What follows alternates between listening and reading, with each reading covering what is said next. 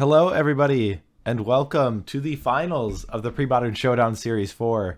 I'm Michael Hoyp. I'm joined by temporary replacement Brian Kowal. He's stepping in, standing in for Flint. So, quick update: I think Flint is out of town, and he is having internet issues at his hotel currently.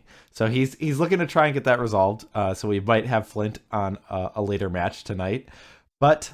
For the time being, we have BK again, who covered the semifinals with me last night. So thank you, BK, for jumping in the booth with me. But let's talk about the finals that we have in front of us. We have Rich Shay up against Tom Metelsky, and they are going to be playing for the PSS4 title. The way that this match is going to, or this finals is going to work, is players will ban a deck as normal. They will pick a deck as normal. They're going to play a best 2 out of 3 as they did in the regular season. Then after that match is done, they're going to play with the other remaining non-banned deck and play a best 2 out of 3 match. So if the players split those matches, then we'll go to a third match, and if one player wins 2-0, that will be the champion. So if we do go to the third match, they will then go to their banned decks and play against each other. So we have the potential of 9 games would be the full onslaught that we could see. But I guess it could be as few as 4. So we'll see how things go. Let's look at the bans and maybe figure out what we're playing against for this first match. All right. So Rich's 3 decks are Sly, Parfait Oath, and Tide Control. And Tom has the Mono Blue Stifle Knot, Blue White Standstill, and Sly. So Rich's Parfait Oath has been banned, and then Tom's Sly deck has been banned. Ooh. So Rich has the choice between his Sly deck and Tide Control, and Tom has Mono Blue Stifle Knot and Blue White Standstill. So do you want to make a prediction, BK, on what you think the players are going to bring, or do you just want me to bring up the decks right away? I feel like this part's kind of random, right? I mean, I guess you want to win. You want to come out winning, right? The only thing that I could think about is we talked about a little bit last time, and that the Dreadnought gets a little bit of an advantage when your opponent doesn't necessarily know if they're playing against Dreadnought. And the only match where the information is hidden would be the first match. So I guess that would maybe lean towards Tom playing Stifle Knot. That's what I would think. But maybe that is enough of just like pushing it in a certain direction that maybe that throws things off. I don't know. I would love to see a blue white versus blue white match. Okay. But I think Rich is gonna pick the slow deck first. He's gonna come in just like fresh on a control deck. I think he would like psychologically do that. Okay. So then if I were Tom, I guess I would pick. I think I'd want the mono blue matchup. Okay. Because he wants his Dreadnought to go against red. All right. So. Well, let's jump over the decks and see. So first up, we have Rich Shay. He will be playing the Tide Control deck. So his slow deck, as you called it, will be played. So what this deck is trying to do is, if you take the classic elements of a blue-white control deck, and then kind of throw in, we'll call it a combo of the Parallax Tide plus Seal Cleansing, you have this dynamic that most control decks don't have. You have a combination that will just disrupt your opponent's mana and really pull you ahead. And I guess on their own, those cards like aren't the worst. A Seal Cleansing is a respectable card against a lot of matchups. And then Parallax Tide, while on its own doesn't necessarily play with what the Tide control deck is trying to do, just can actually buy you some turns, and which the control decks like. So a lot of strong elements in this deck, and really powerful. It will be. I guess. Do you want to add anything about this strategy, or? It's blue white Panza.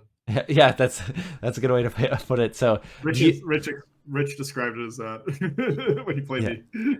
So have you played? I've played more with the Standstill versions. I haven't played with or against the Tide Control as much. What have been your experiences? Are you familiar with both? Do you have a preference over one or the other? Confession time. I have not played a lot of blue white in Premodern. All right. very little of either deck. I've played against them both a lot. I find that the Standstill version has a lot of weaknesses, I think, in general, but I think Tom's version is really awesome. Okay. I think the Tide version also seems really soft to aggro decks in general. But yeah, that I think that is what you give up a little bit with the Tide deck, is you make yourself weaker against the aggressive strategies. So let's see what Rich will be up against. Tom will be bringing his blue-white Landstill. So we have the blue mirror. So I'm excited to see this match. I do enjoy seeing this type of matchup every now and then. It's not necessarily everyone's cup of tea, because it's a game where things necessarily don't move at the quickest pace, but I really enjoy the posturing and like picking your spots. I think it's really interesting. So this blue-white Landstill is just like the classic counter spells and white removal. It wants the game to go along. It typically will just win with a Decree of Justice or a Mishra's Factory. You did mention before that you really enjoyed the tuning that Tom had did. Is there certain things that you stand out that are different than compared to the stock blue-white list, or what do you really like about this list? I like his use of Enlightened Tutor. Like, I think it's just really cool. Like, just putting one's Tide in the deck just really throws everything into a different area. He can just like he just has a threat of doing what Rich's deck does, only without like devoting a lot of deck space to it. And then, but also, if he doesn't want to do that, he has the Enlightened Tutors to give him like access to like card advantage and other stuff, or key answers. That's very fair. Yeah, I guess I never really thought about it from that aspect, but now that you say it, it seems kind of obvious that it's kind of like he's trying to play like best of both worlds and have the more of the traditional blue-white Landstill, but then also have that dynamic of the Parallax Tide. Yeah.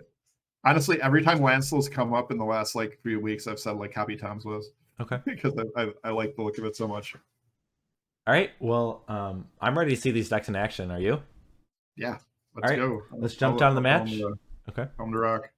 So Rich is the higher seed, so he gets to choose to play or draw. And he will be on the play. And I believe the players have mulliganed. I think Tom had... I don't know. I think Tom has mulliganed once. I think that's where we're at. Looks that way. I told him to go. Yep, I think they're... I think they're just realizing it. I gotta update my chat. It's not showing on stream. I should be able to figure that out shortly. If you just want to cover the match real quick. Sure. All right. Rich is cracking an early Flooded Strand and getting an island, and then Tom's gonna reply with his Coastal Tower. Important things to look at in the early stages of a match like this is who is players hitting land drops. It's like super important. So as long as that's firing, we're gonna have you're not gonna see a lot happening, because a lot of times control, it's who blinks first. So you're just gonna see land go probably for several turns. There's some situations where one player might go a little like try to go aggro, and like Tom could run a standstill early, but right. Rich is impulsing. Commonly, you're just going to see plays made at the end of the opponent's turn.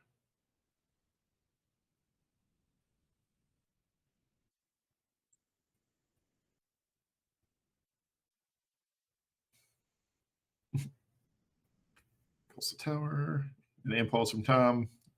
Yeah, a lot of dueling banjos going on here. Kind of what you expect in a blue control matchup. A lot of land drops and early card filtering. Both players just molding the best possible hand. What is the best possible hand, I guess? Like for Rich, it probably has to involve the Parallax Tide and the Seal of Cleansing. Number one for both players, I think, is counter spells. Okay. I would say number one thing is hitting as many land drops as you can. Yeah, hitting lands and counter spells, and Factor fictions. Like I think it comes up like I think like the pure card draw is like the top tier. But like setting up your combos is obviously great. If you can like avoid drawing Swords of Plowshares, that's great. In Wrath of Gods because they're not going to do a ton.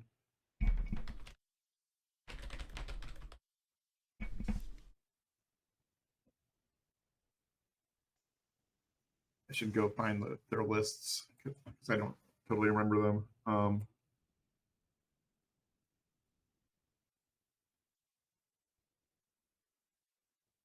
don't know who plays more permission and all that is. I think typically like Tom's list has more permission, maybe a little bit, but I think that's just because Rich has to devote more slots to his like combo, but maybe that's not necessarily true. Mm-hmm. So Rich's control suite is basically a prohibit, a mana leak, 4 counterspell. That's all. And Tom's is 2 mana leak, 1 prohibit, 4 counterspell.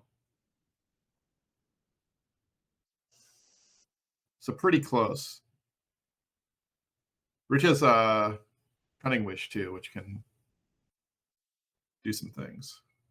He needs to. Right. Up to 6 lands to 6 lands. Still no plays.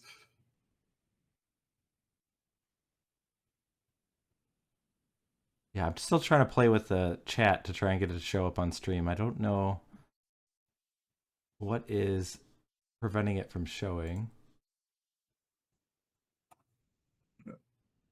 Some wisdom on these matchups is whoever blinks first loses. Like it's whoever like actually does something.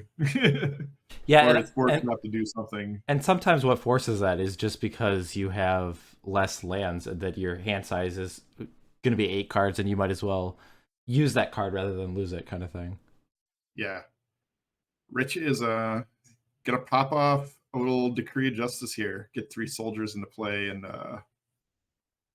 start threatening. So, like 3's not a huge number, and like Tom does have a card like Mishra's Factory to block, but I guess anytime you activate your Mishra's Factory, it like opens it up to removal, which you don't really want to get your land plowed. Yeah. Do you think this is a way to is this Rich like trying to put pressure on, or do you think it's more of I need the extra card from Decree of Justice? It might be. Maybe he's got some plows in his hand, you know, and he just wants to get them to work. Like yeah. I don't mind that as it's an option.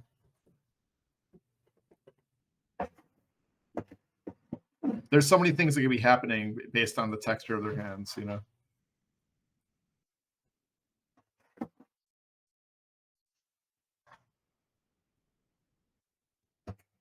Looks like it'll be interesting to see if Rich swings here or not.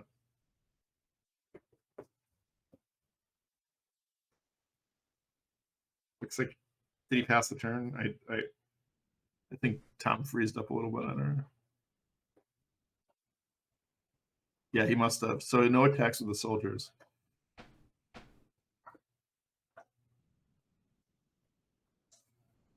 And no land drop from Rich either, I think, right?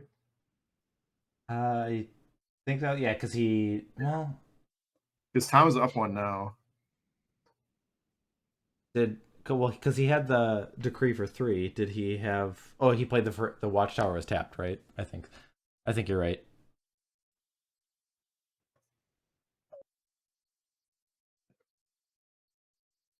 Yeah, Tom winning the land war currently.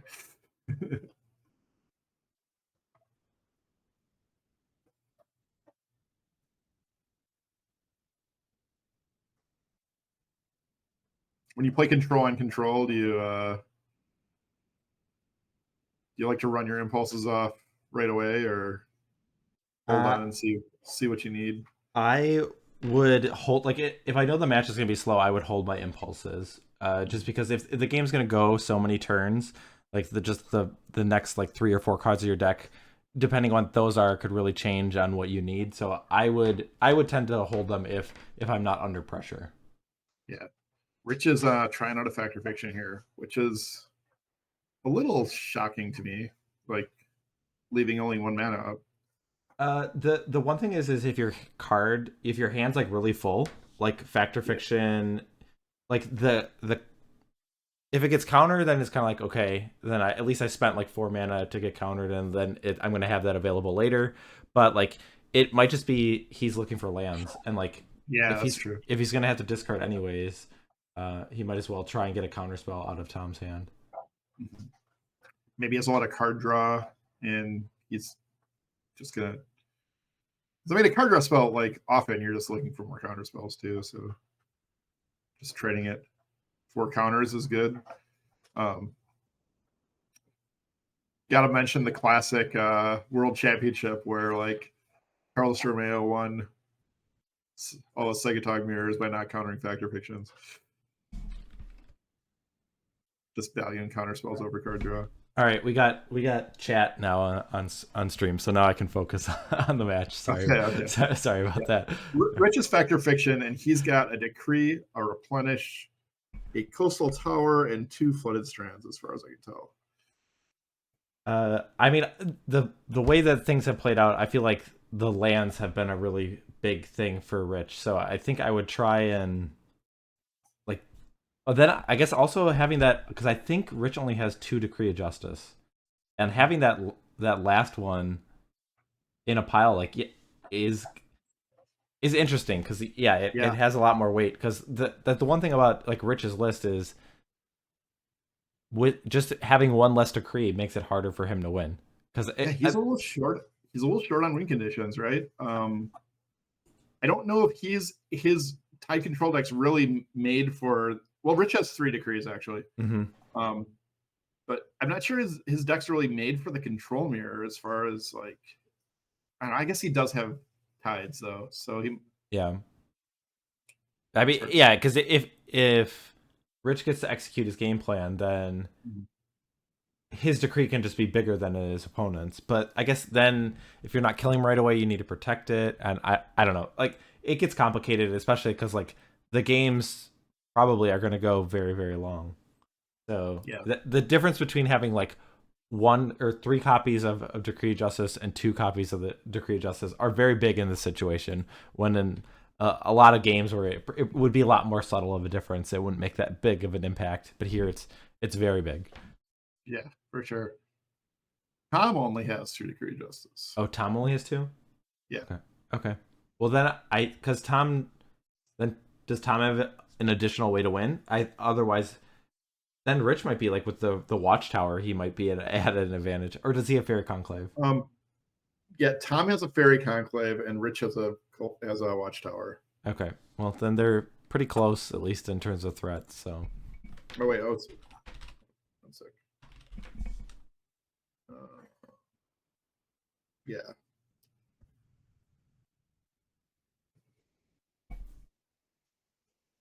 A cool thing that can happen late in the game is you can actually use your tides to like protect your manlands to keep the. Sure. It just like if it's resolved and you have extra counters that you can like blank a Swords to Plowshares. Yeah. I mean, that actually seems like at certain points of the game, like it, because one thing to talk about the Rich's ability, he doesn't have a card like Armageddon, and so his combo will only, at most, it will just destroy 5 of Tom's lands.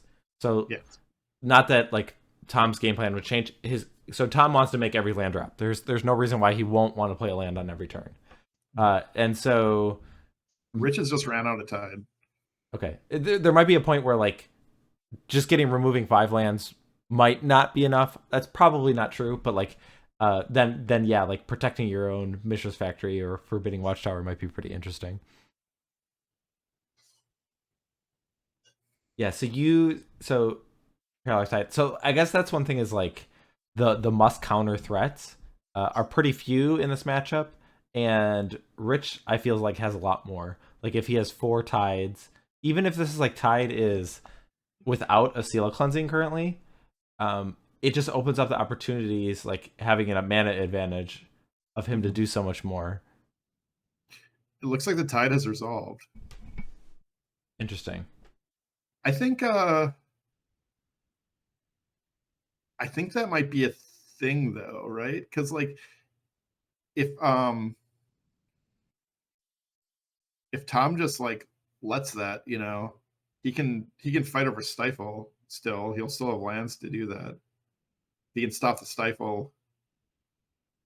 He's gonna factor fiction using the mana from the lands Well, that well, Rich can do it on his upkeep so he'll get to untap, so he'll have a huge mana advantage.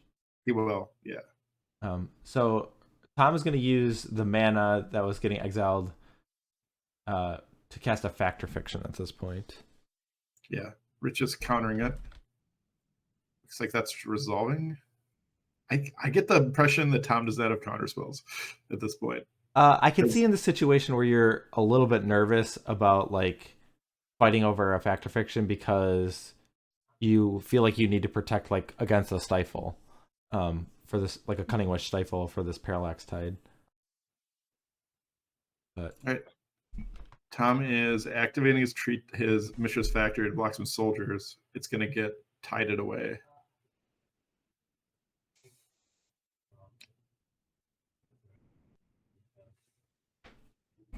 so there's 2 fading counters remaining on the Parallax Tide. So that means at most it would be, I guess it would be 3 more turns if he just kept it at it. But Tom's in this weird position where he wants to make Rich use his Tide counters, but he also wants to keep his lands. I don't know. He does have a Powder Keg, which is a good answer to the board state in terms of like it will take off the pressure. Because like here, if you're able to reduce the pressure, then if the game goes longer, then that Parallax Tide has only been a tempo play. Like it yeah. So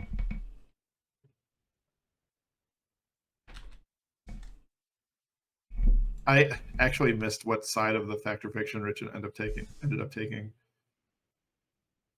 I think he took the Decree, but I'm not. I think it was Decree and Coastal Tower, I think is what the split was. And I think that's what he took, but I'm not 100% sure. Oh, he did not take Decree. Okay.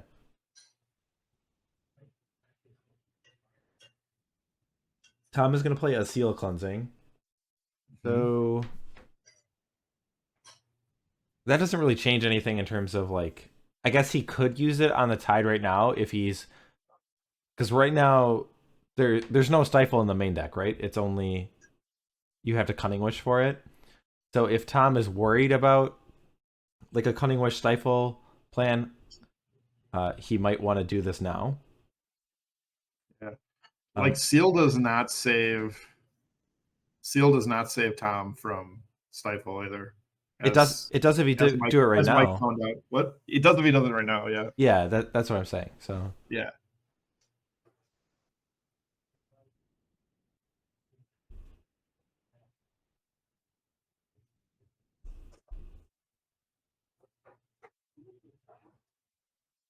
I think I'd just pop it off here. I don't know. I guess it depends on how I mean, like, you have to imagine, even if you have 1 counter spell, you have to imagine Rich has 2. And yeah, well, so he would spend 4 mana on Cunning Wish plus Stifle. Yeah, Rich would need to have 2 counter spells with 4 mana. I think I would do it. Yeah, I think I would get rid of the Tide. You get 2 mana back too. That's just not insignificant. Yeah. And like, what else? Well, I guess what other targets are there for Seal Cleansing? It's Mishra's Factory, other seals. Rich's Tide be on 1 counter? No, he's removed 3 lands and then went back to his turn. Right? We haven't gone to his turn yet. Okay. Yep. Yeah. All right, I know where I am now. Yes, there is Replenish, but I think by the point Replenish is getting cast, like 1 Seal Cleansing probably won't help. But I have some great news for everyone. What is that? Our PhD has figured his internet out. I guess that's not necessarily good news for everyone, though, right? If that means that you would have to leave. I assume everybody likes Flint better than me. I like Flint better than me. Does your wife like Flint more than you? Does your mother like Flint more than you? Hopper likes Flint more than me. Like me more than Flint, but he hasn't met Flint, so who knows? Yeah, I said it before, but I'm very appreciative for you to be able to sub in for Flint. So thank you for stepping in. But yeah, we'll let you finish. I think this match, and then we'll have. Flint was like, I can jump in next game. Okay. Oh, okay. Well, but I guess we'll figure it out.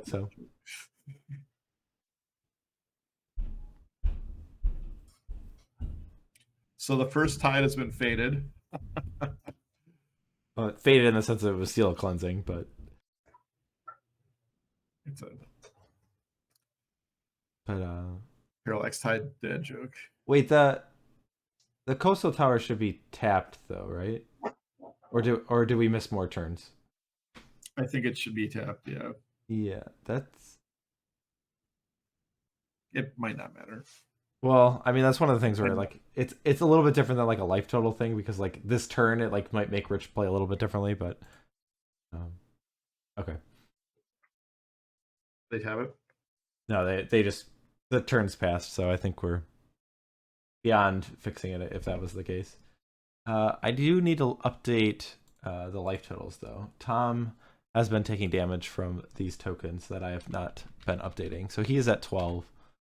While Rich is at 17.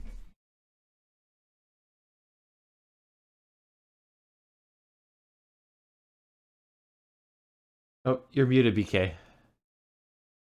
Did I mute everyone? Oh, I think I muted everyone in the chat. Here, let me unmute you, BK. No, you're muted on your end. You need to unmute through whereby. Oh. There we go. Yeah, sorry. I was just commending Tom on his great ability at having a clear life total for us. Yeah. So if Tom is not willing to use this powder keg on these tokens, what is it just for like a later decree? The problem is like Rich can just play a seal cleansing before he decrees for a big amount. So what is this powder keg for? That's my question. It's a good question. Maybe Tom has a decree and he's waiting. No? Maybe he's saving it for Manlands. Yeah, but I mean, like, I think he's taking 12 points of damage from these tokens. Oh. Or I guess it would be it must be 9 because it would be increments of 3. But now it gets used. Okay. Yeah, I guess I don't know what the incentive to wait there was. I feel like I would have used those more. I think I would have used those earlier. All right, Rich is going to tap 4 for another Parallax Tide. So number 2. The thing that's interesting is that Rich has been playing these tides without a Seal cleansing in play.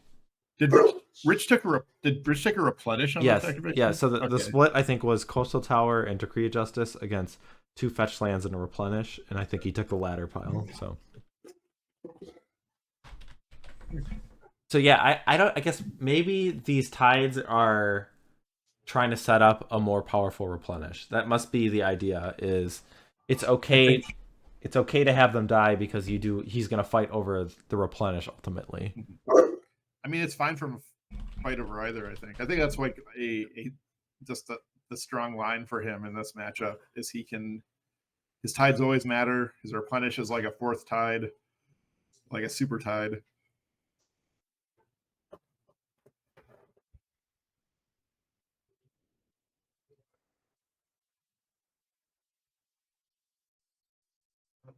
Flint has asked what magic dog/hound is the best. Hopper.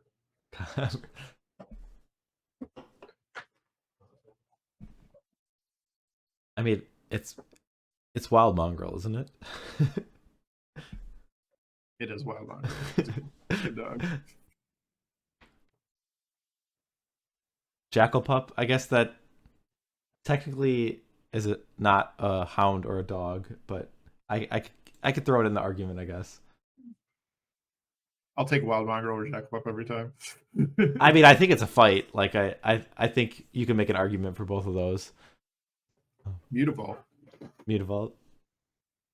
I was like, of dogs, my dog probably looks like Patrol Hound the most. Yeah, it's tough because I have it cropped on stream, so they can't see him yet. You gotta put him like front and center of for them to see it. You gotta pan him so he's more in the center. There you go. There we go.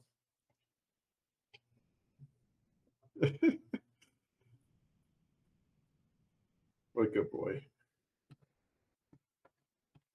I guess this does not really look like my dog. Never mind.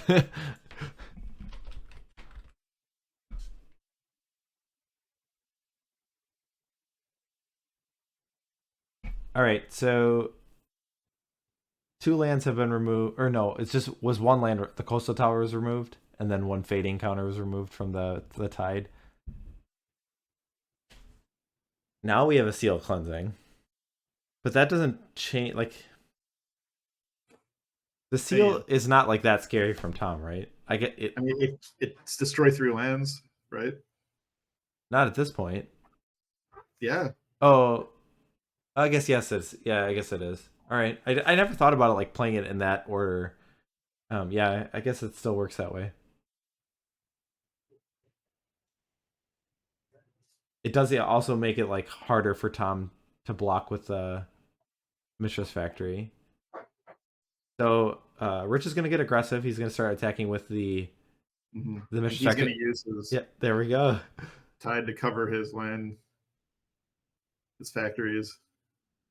So we talked about like Rich having less threats, but I guess kind of the difference is he's been able to, like, if he didn't have like the tide here, it'd be a lot harder for him to make that attack. Yeah. He's using all the parts of the parallax tide to pressure Tom. It's pretty great. Yeah, like I don't know how often this has come up, because I mean, if you play the quasi mirror, then I'm guessing this is kind of a normal sequence, but it's something that like on paper I don't think is like very intuitive. Tom is tutoring for his parallax tide, which I think is kind of a dicey move right now because Rich has the seal cleansing in play.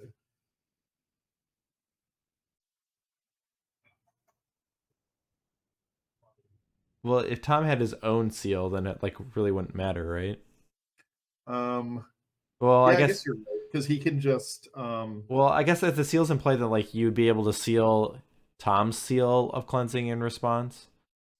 Or no, you because you would cast the tide. You can hold priority. You would cast the tide first, actually, and then. No, I think you have to cast your seal first. No, because then you could seal Tom's seal in response. But if you do it the other way, then if you go tide and then you play seal, then he can seal his tide in response, right? Rich would seal his own tide.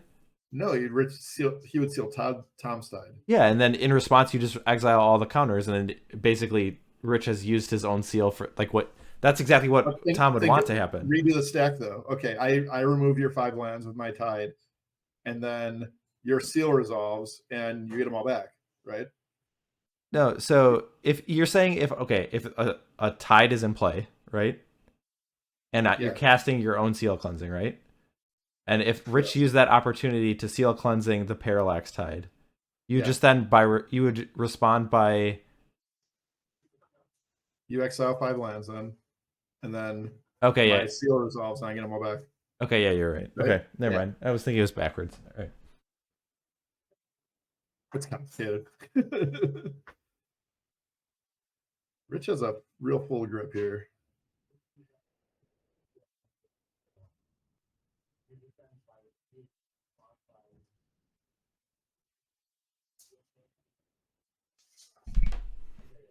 All right.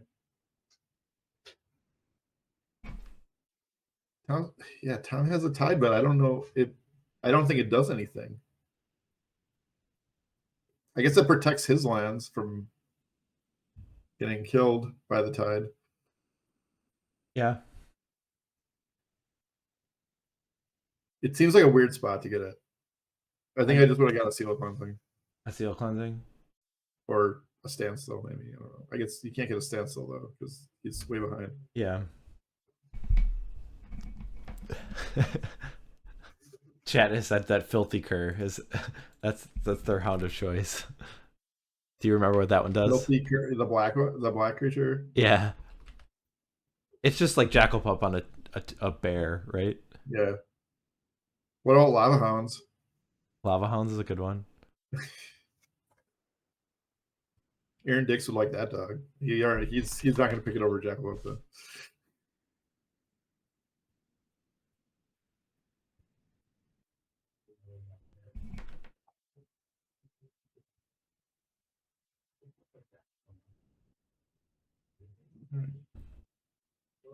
Yeah, so this tide, like, yeah, I guess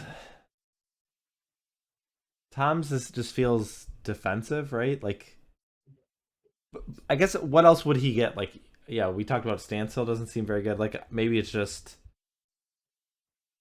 it's I like think seal. I think seal's it. Like, okay. I don't know. Maybe you know.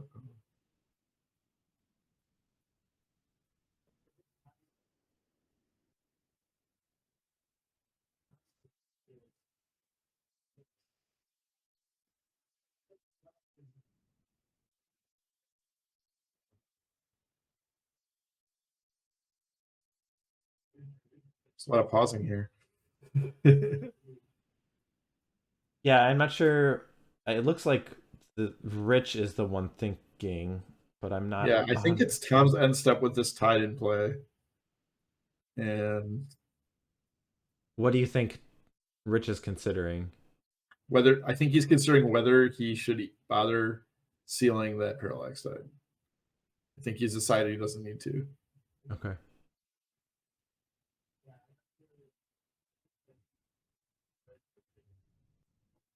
How many enchantments does Rich have in his graveyard right now?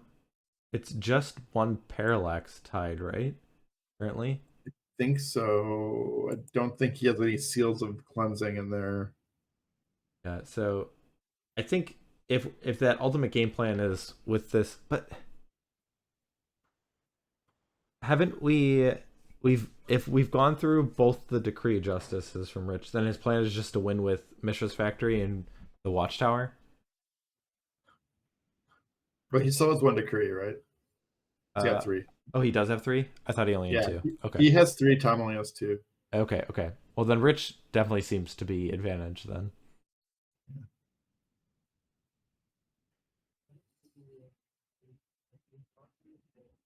Rich has his, I think, more of his counter magic at this point, but kind of feels like he's maneuvered himself into the game where he doesn't need it as much. How many cards are in Tom's hand? It doesn't even seem like he's got like that full of a grip. It looks like he has like two. I think. I was I gonna mean, say I think he has like four now, but Rich has resolved two factor fictions this game too, right? yes, Or maybe just one. I think it was two. it might be three cards just for Tom. Yeah, I guess. I mean, Yeah. Tom also mulliganed, which is not a zero in this matchup. Recard, very important. Another factory for Rich. I mean those are like close to some of the best cards at this point. Mm-hmm. Rich might be a little bit afraid of like it a decree of justice from Tom. Like if Rich attacks and Tom just taps out, I guess there's just bad things could happen. I guess if you're tapping out in a main phase. Yeah.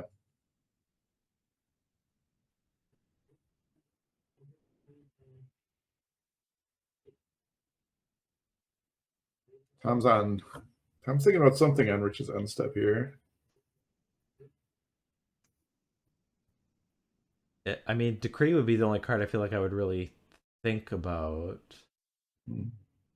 Yeah, factor fiction he would have just cast, right? I mean, there's be some merit of like trying to wait. Maybe if you like you want to draw more counter magic, but I don't feel like time is Mhm. gonna favor Tom right now. Like taking more turns, I think he kind of He's at needs. 5. Yeah, he's kind of got to do something. Right? Yeah, he's just gonna fade down his tide. So far he hasn't even exiled any cards with his tide, right? Right. The control player in Rich is just going to let this tide go down to 0 before he does anything else, probably. I think, yeah, I think it's reasonable though. Yeah, no, yeah, I think it's great. He's got up to 4 attackers here if he wants. Though, I mean, I would say Sorry like Tom might use some of the counters to stave off the attack, but right.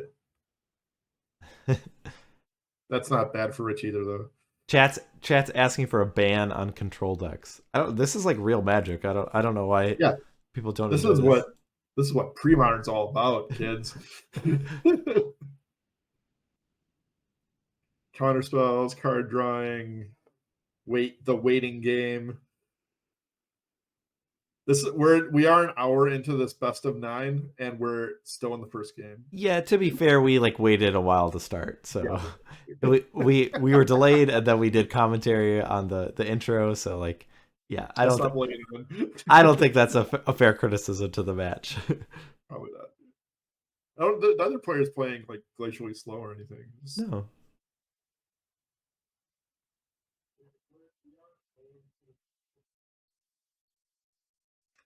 These two both know their way around a blue-white control deck too. Mm-hmm. Both had a lot of success with these decks in the monthlies. I wonder how much they like looked at the exact list and kind of like mapped out, because this is the type of matchup where you can kind of say like, this is what I anticipate happening, because the games are going to go long, and like, okay, I have 3 copies of this, they have 2 copies of this, like how does that change the matchup, and like how do they expect the game to play out every time. Obviously there will be some differences if mana is an issue, or like one player is really ahead at the beginning, then it might change things. But I guess I was thinking that like Rich might have less threats, but I don't even know if that's the case. Like it feels like Rich just has all the right cards for this matchup. Yeah, I mean, Tom has just as many manlands. He has one less threat, right? Yeah, but like we talked about how like the tides can be used like defensively, and that that's kind of big. Like Rich can use a tide like more liberally, just to kind of present that threat and just, I don't know, be more aggressive then. Yeah. Standstill's gonna be kind of strong in the mirror too, I think. Cena. So Standstill is, if you're at the mid to early game, it could be awkward because like you don't know how many lands your opponent has. Because if your opponent just had like 4 lands, they probably love to see a Standstill. Because then like they're hitting their land drops, and if you start missing them, then it's like really awkward. You're not able to like cast an impulse to like hit or a factor fiction to continue hitting your land drops. But yeah, I don't know. It's risky for sure. Well, Tom's not loving a Standstill. He just discarded it to hand saves. I think that's very fair when he's facing down like 3 Mishra's Factories. He doesn't have the luxury of taking more turns. Like Rich could really, if he just started attacking, then like Tom kind of has to do something. It appears the factor fictions are showing up for him finally. Okay, we got a humility. Useless. Useless card humility. Mana Leak, Prohibit, Decree, Mishra's Factory. Very strong factor fiction here.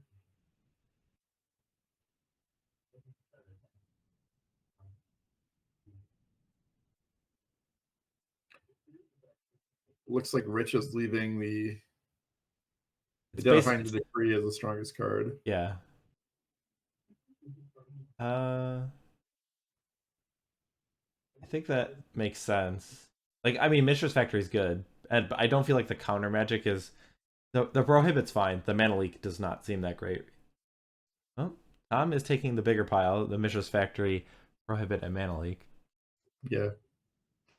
Prohibit important against Replenish, I guess, right? He has to fight over that.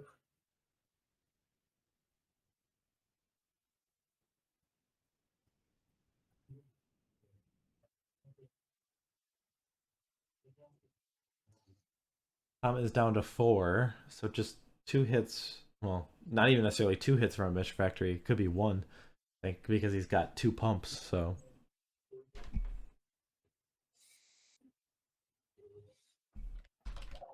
You think he sniffed out that Rich might be trying to bait the decree with for a stifle? I don't know. The factory's a little safer. I mean, it like if the one thing is though, like if the decree just goes to the graveyard, like then you have less threats anyways. Like you kind of have to go for it. If you're just worried about it getting stifled, yeah, it's not great, but this parallax set has actually turned out, I think, to be pretty huge for Tom because it's given him time. It's given him 5 rounds of like just not having to deal with Rich actually casting spells or attacking with creatures, and or not casting spells, but attacking him. Factor Fiction from Rich is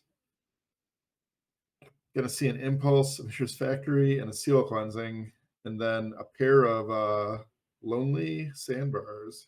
Not so lonely. yeah. Here. They have each other.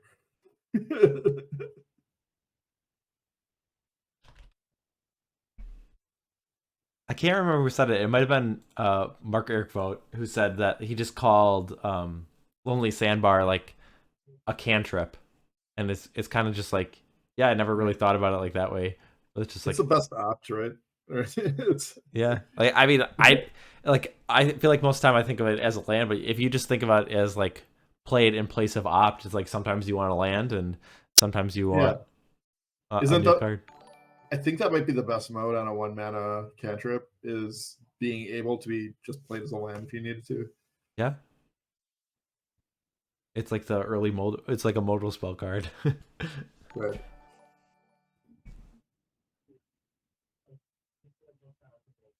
We've got some gifted subs coming in. We had one earlier from No Dad Bays gifted a sub, and then Was that yesterday? James has just gifted 5 subs to the community. So thanks, James, and thanks, Ooh. No Dad Bays.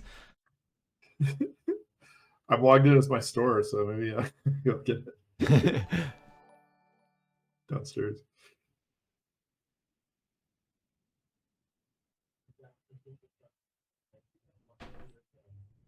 All right. So the biggest thing, like at this point, is Tom's at like a pretty low life total, so that kind of changes like how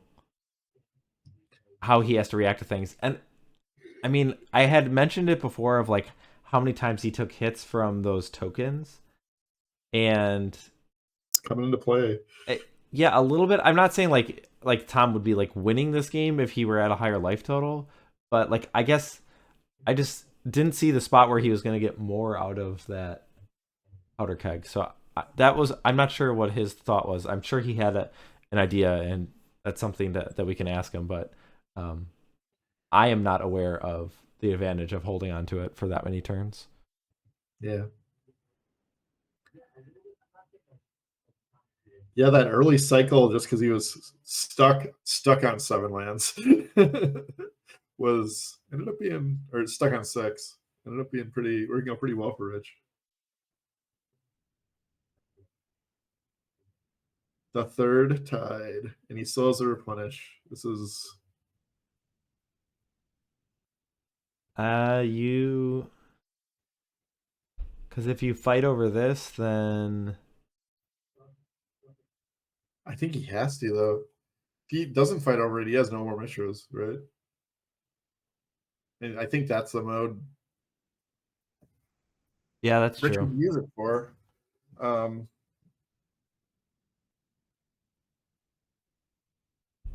Yeah, this looks like a fight that Tom probably has to win. but at the same time, there's just another fight in Rich's hand that he also has to win. He has to stop both of them.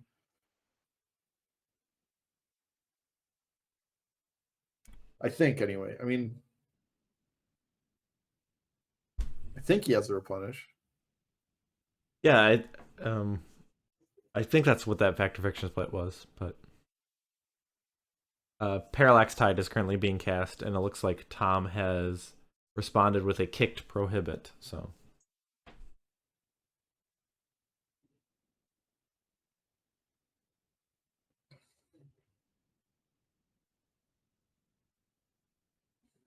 So Rich is deciding, I mean, like... He's deciding whether he wants to fight this counterspell.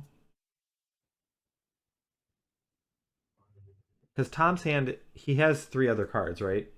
It's not just the... Yeah, he has 3 cards and then the 3 we see. Okay. It looks like.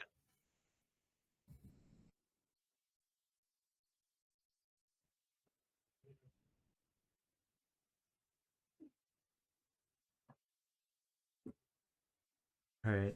Rich is going to 2 mana, so that would be counterspell. Yes, he's got a counterspell.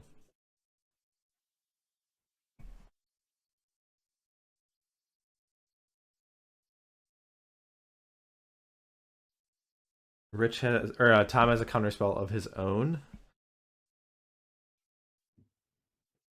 So it's like whether we ever get to the point of like making a mana leak into a real card, and I don't think we were going to get to that point. So maybe. Yeah. Oh no, because Rich still would have 3 additional, even if Rich tapped 2 for another counterspell, he would have 3 up for a mana leak.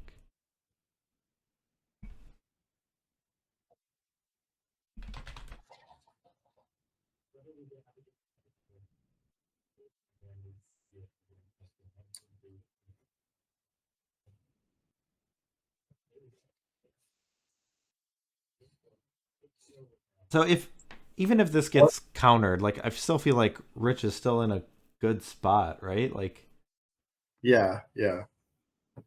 Especially if he has the replenish, we suspect he is.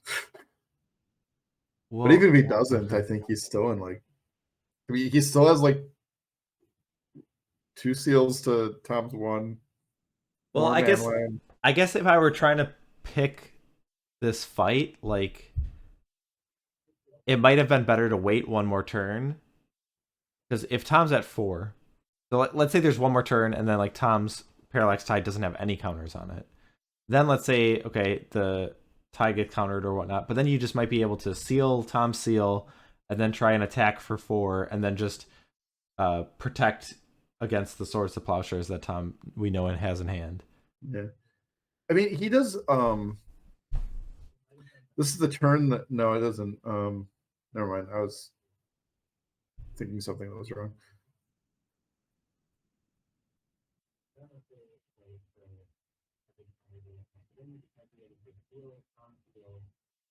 Chat says that Tom has 4 mana available due to Tide. I don't think he has that many. He would have to seal his own Tide, because the Tide won't go away until it's upkeep. He wouldn't get 4 lands. He would only get 1, right? Right. Like, I think they're saying he can get 1 more mana if he wants. Oh, okay. He has 4 mana total. I thought they meant 4 additional mana. Okay. Rich is mana leaking. So if Rich were to mana leak, I mean, this would make a lot more sense if like the Tide was at 0, because then you could present a lethal threat.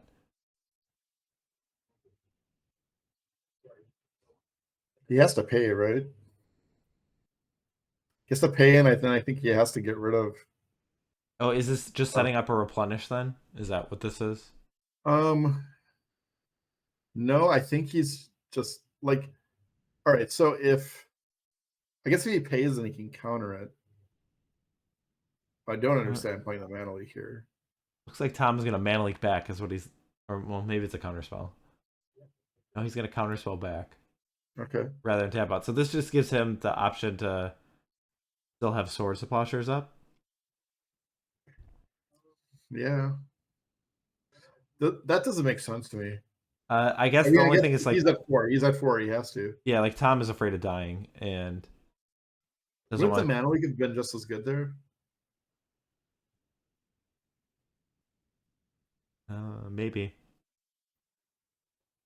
But now Rich just gets to replenish, right?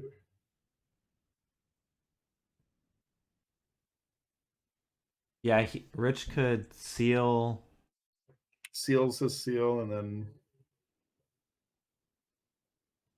Oh, but if he seals his seal, then like Tom does as a last ditch effort, he can just sack both of his enchantments to get back his land, right? Okay. So I think he has to. Yeah, he's doing it.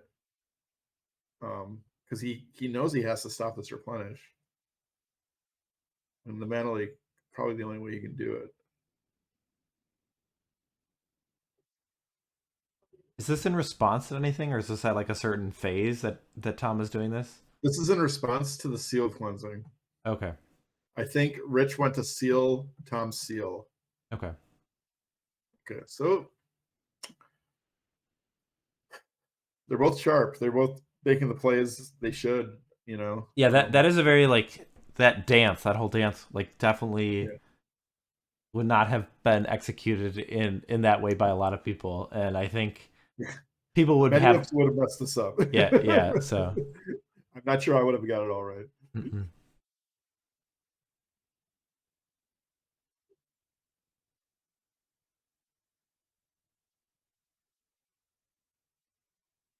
All right. Well, Rich is going to attack with 2 Mishra's Factory.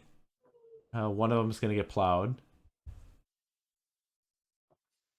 So after all that, Tom will fall down to 2. Rich will go up to 18. Or, yeah, to 18.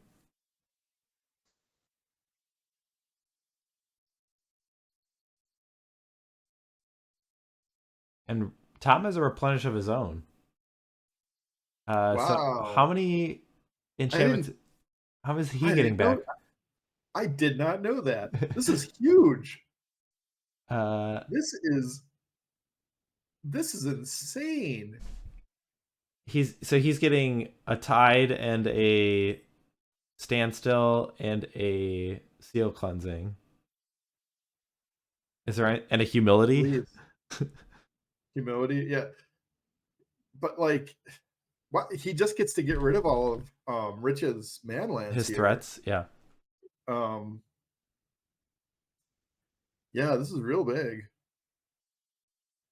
Could he get rid of all of Rich's white sources so he can't replenish? Because he doesn't have that many. He has 5. He could just get rid of all Rich's white.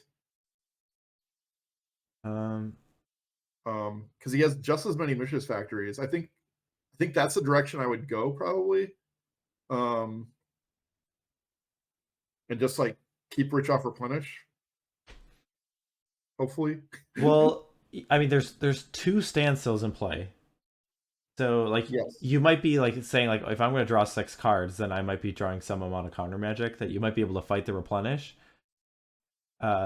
So it might not be something where you need to just take all the, because if you just take all the white mana, the game just goes on for a little bit longer, and then and then Rich can pick a fight later.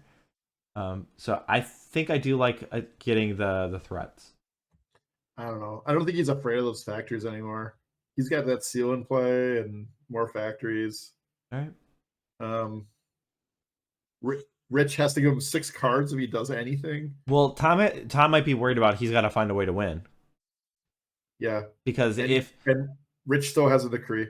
Yeah, and like if we talk about the games going super long, well, let's talk about a Dust Bowl. How about? Hey, you know what cards in both of these decks that we haven't seen so far this match? A Dust Bowl. Yeah. Wow. That one's huge. Yeah. And Tom does have the mana advantage at this point, though. And so, do you think Rich had that in his hand for a number of turns? Because at this point that he played the turn after, like that now like Tom's like mana denial is gone because he played the Tide, and then he replenished it back. So like that's from Tom's list. It's done, right? Right. So this Dust Bowl would stay in play. Yeah, he can't get rid of the Dust Bowl. All right, Rich is going, or Tom's going to attack and pump, and Rich has a decree. I assume this is after damage or end of turn. It might be before blockers. I think he's looking to block a Mishra's Factory.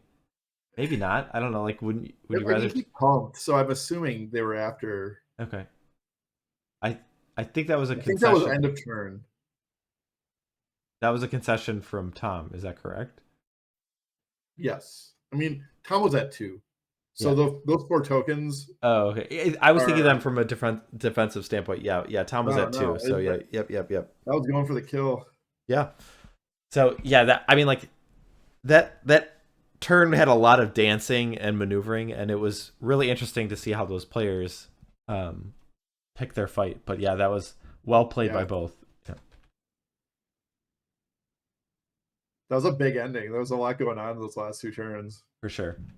It's like, yes, the match is a little slow to watch most of the time, but you get into those last like 3 or 4 like critical turns, and there's just so much going on, so many decisions, so much wondering what the other player has and what to do with your cards. Well, and like the players like had so much agency of like setting up that position. Like the whole game was leading up to that turn, kind of. Like a little bit was dictated by like Tom's life total, but like so much of it like was them sculpting that situation.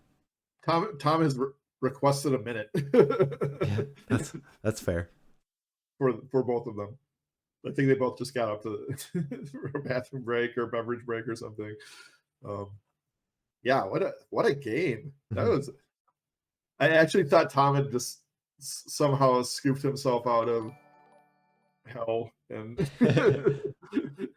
let's look at the sideboard out of Rich. So a blue elemental blast and a null, a circle protection red, a disenchant, 3 stifle, a torment's crypt, a mana short, absorb, the some blessing, I think it gains you life. I think Mengar's blessing. Gain 5 life. Yep. And Factor Fiction, 2 Wrath of God, and another Tide. So cards that look good are a null, disenchant, maybe 2 copies of Stifle. I could see the mana short coming in.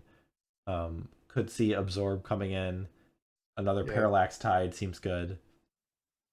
He probably leaves his Cunning Wishes in, right? Because I think so. Because he has so much to bring in.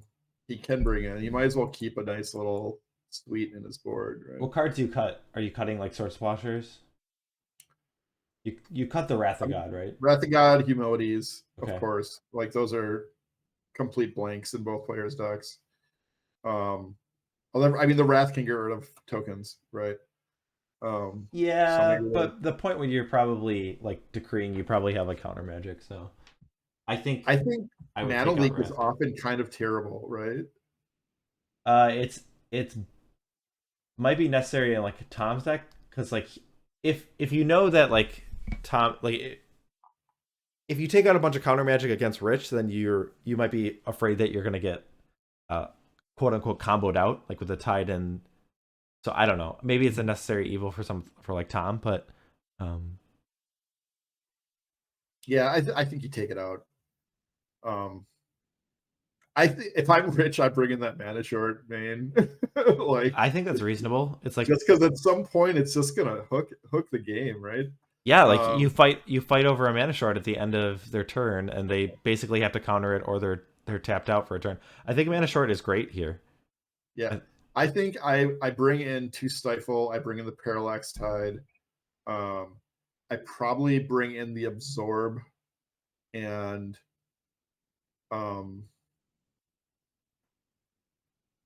probably the Factor Fiction. I'm guessing. I mean, it's hard because he wants his Cunning Wishes to be a good toolbox, but he only has 2 of them. What if you just take out the Cunning Wishes and just bring in more cards? I don't like that as much, I think, because like there's just so many. Like maybe he does, but there's just so many cards. Yeah. that he might Like, as well. do you want 4 Swords of Plowshares? I think I don't think they're too bad. Like the man lines can be really important. Yeah. Um, but I could see cutting. You could probably shave at least one, right? Like, what if you Because you just? don't Well, what if you at a least like double swords a bring in double a swords cost seems real bad. bring in a disenchant, take out a swords? Like, I don't mean like I don't know. I think yeah, I mean I think if you leave Cunning Wish in, you want one disenchant on the board. What Probably like just when do you straight think one you're? up. When are you cunning wishing for a disenchant in this matchup? Um all right, I maybe don't. that's a good point. I don't know. Let's look at Tom's list. So he's got 2 Yeah. Torment's Crypt. He's got 2 Annuls. I think those Annuls will come in. Hydroblast, Warmth, Circle Protection Red, Chain of Vapor, Curse Totem, Null Rod, another Decree, and Serenity, and a Wrath of God. So Annul, 2 copies of Annul, a copy of Decree. Another Decree is a big deal. Yeah, it's a big boost. Maybe the chain. The chain doesn't hit lands, but like it works okay with your own Parallax Tide, though he only has 1 copy. He does only have one, yeah. Um, I Um, don't feel like it lines up that well against what Rich is trying to yeah, me do, neither. but I mean, I don't think the Serenity is worth bringing in, right? I don't think so either. He's probably taking out 2 Wrath of Gods, a Humility. That's 3 cards. I mean, he could just take out those and bring in 2 Annuls and a Decree. He probably takes a plow out, right? Maybe not. I mean, Plow's better than what is the 4th card you're boarding in? Chain of Vapor? You think Chain of Vapor Yeah. is better than Plow? I don't know if it is. Chain I of might Vapor. bring in a crypt just because he can e-tutor for it and counter and stop the Okay, replenish from that's being a big fair. deal. That's fair. Um, but I don't know. It seems pretty corner, but it's bound to come up, right? Hmm. It's like the games go so long, it's just inevitable. You have to consider like that your opponent is going to draw like every relevant spell if the game goes long. Yeah, that's true.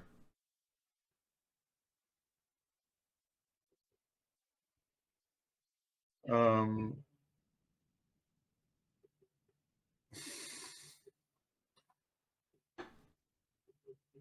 All right, here's players. another one of those games. What was Um, that? Rich said, "Here's to another 8 of those games" in the chat. Should I we let him think know? yeah, they can start. So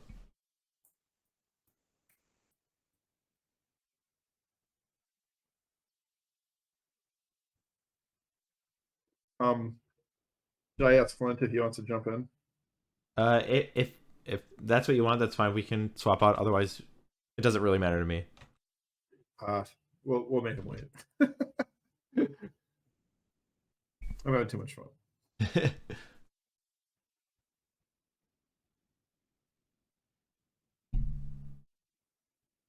This is another mulligan from Tom. I don't know. Is this ever a matchup you choose to be on the draw? Um,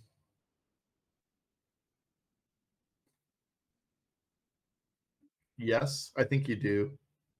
Right? I certainly could see that. I don't know.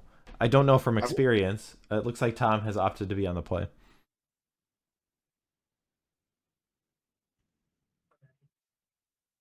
So you think the extra card is just better? I can see that, but I think so. You just want to draw more lands, more counters.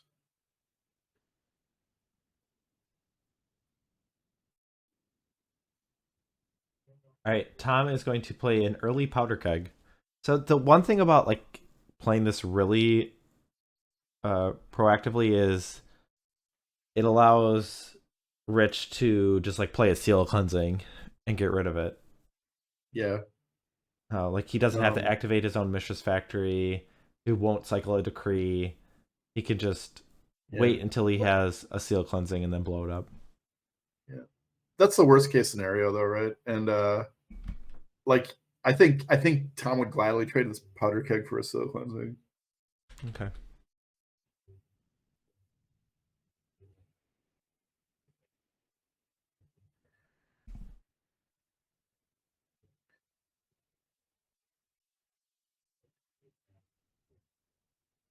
there's a hierarchy of cards, and Keg's probably close to the bottom, right?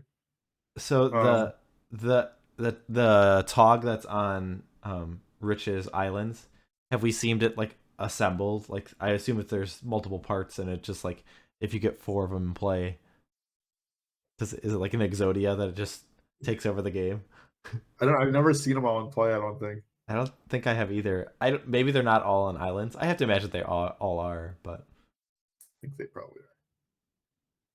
What blue Tog is this? Is it I think Chrono? it's Chrono. I think it's Chronotog. I know it might be.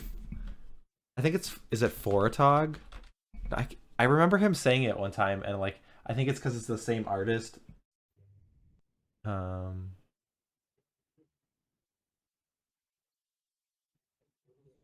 I think it's Foratog because it's Mark Poole is the artist of Foratog, and that's I think a Mark Poole island. I think that's what it is.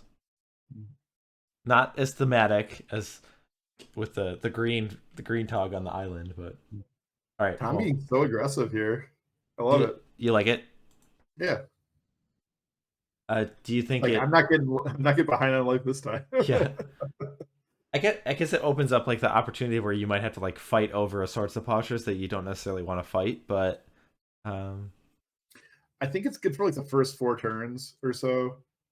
But once my opponent can start like factor fictioning and stuff, I think you want to start slowing down.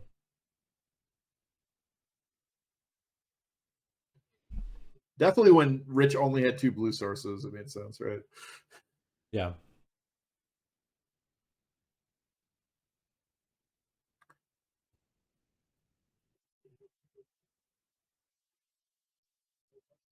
Is Tom we're on Tom's turn, right? Did he Yeah. already did he He miss he just drew. He hasn't. Okay, he has a 5th land. Okay. Still attacking, all right. Yeah. Here comes 2 more. You pump? No, I mean maybe. I don't. I mean, I don't know what the just can Tom utilize that 3rd mana? I guess a null could be the he does pump. Tom is pumping.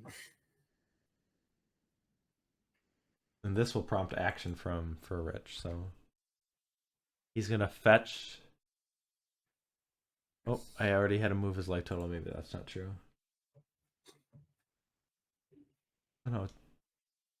It looks like okay, so you did take it. Alright.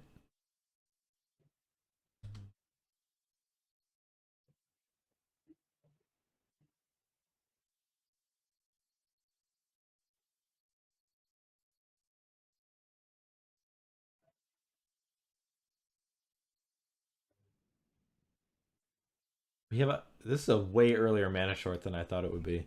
I was expecting a mana short maybe like Wow. on turn 10. Yeah, I wasn't expecting this either. What is he threatening?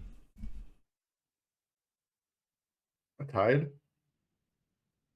But just a tide with no I mean like I guess a tide with no You might have seal is still stifled. fine here. Okay. Yeah, tide and stifle. I can see that.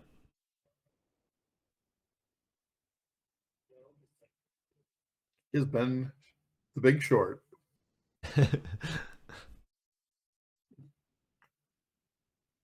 Mana short taps all of your opponent's lands, and then they lose all mana in the mana pool. It's a classic. Opponent This is takes no damage from unspent mana. That's true yeah. all the time now. So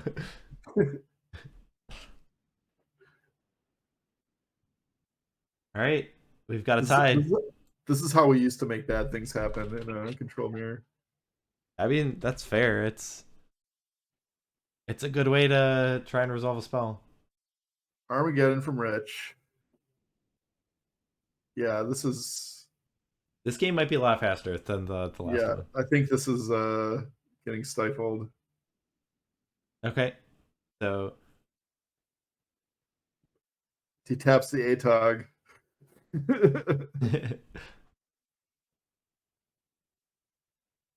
so the leaves play trigger on the tide is on the stack to return all the lands, and Rich is going to stifle that. So Those lands will be exiled forever.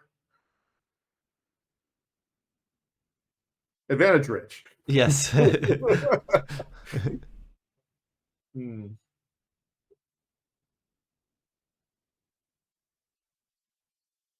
Chat's asking why the rose in the art. I think it's very difficult to visualize a mana short. I don't know. Yeah, what does that look like? Yeah, I don't know. I So, never understood why there was a rose either, but yeah, there is. I guess maybe I would show like a wizard like unable to cast a spell kind of thing. But that's kind of like counterspell. But I don't know. So the aggro approach did not quite get there. Rich is down to 12. I guess I'll update that. But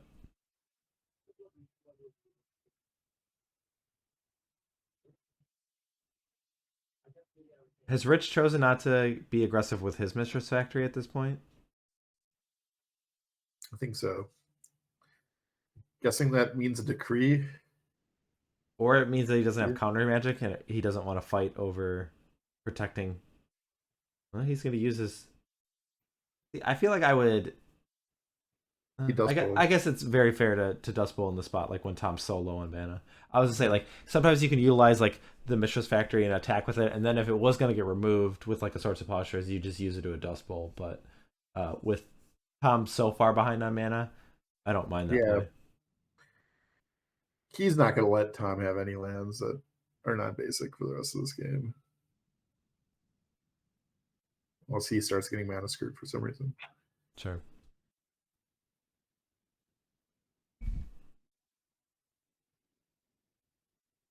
I guess it's good for Tom that he's left this. Oh, I guess I guess you can't necessarily attack with that Mistress Factory because the powder keg that we talked about from so many turns is still in play, still on 0. So Is that in play? yes, forgot about that one. Was that chat letting us know? I didn't notice it. No, it was just my realization.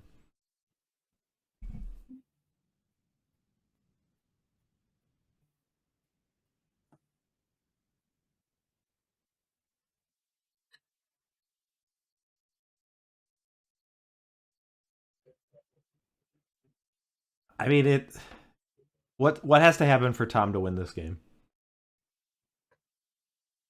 Because I don't think it'll necessarily be a quick death, but it definitely seems like a narrow chance of him taking this one.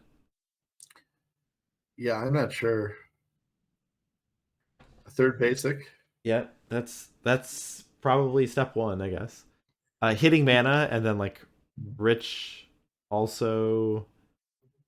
I don't know, like Yeah, he could somehow outdraw Rich on lands through like a chain of yeah, actor fictions and such. it just seems like at some point, like if Rich isn't drawing lands, then he's like probably gonna just draw into another Parallax Tide, and so like yeah, I don't like it's real thin margins. I'm sure Tom knows it, but yeah, he's gonna play it out and yeah, play the best he can anyway.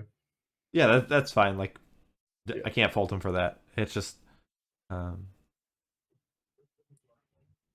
This is where people really oh we see get a a little teased off by the control deck because they Wrath know of they can't God win. get discarded. So I'm surprised that that's still in the deck. Yeah. This is where the player knows they can't win, but the control deck just isn't putting them away either. You know, I think this is where the stigma really stems from.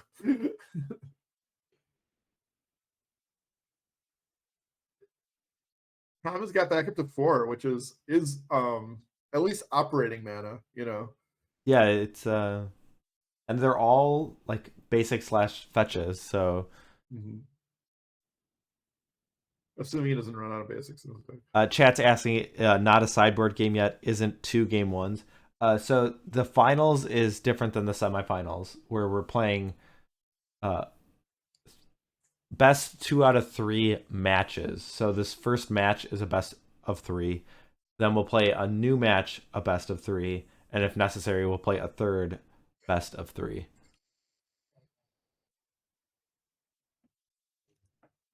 No, did Tom just discard Shrinking Storm? I don't even know what card that is. He discarded Wrath of God and then Enlightened Tutor. Enlightened Tutor.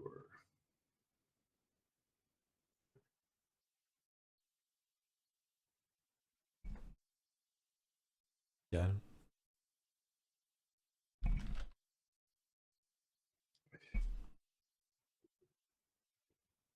Rich is up 7 lands. Feels good in the control mirror. Yeah. Oh, Shrinking Storm is Wrath of God. Okay. So yes, I guess he did discard Shrinking Storm. It's like one of the secret layers where I'm guessing it's from the Fortnite secret lair. The storm is like the circle that closes in. Who's in the chat? Phil Taylor? Yeah. Or no, it's Phil Nguyen. Nguyen, sorry, Phil Taylor. I get my Phils mixed up.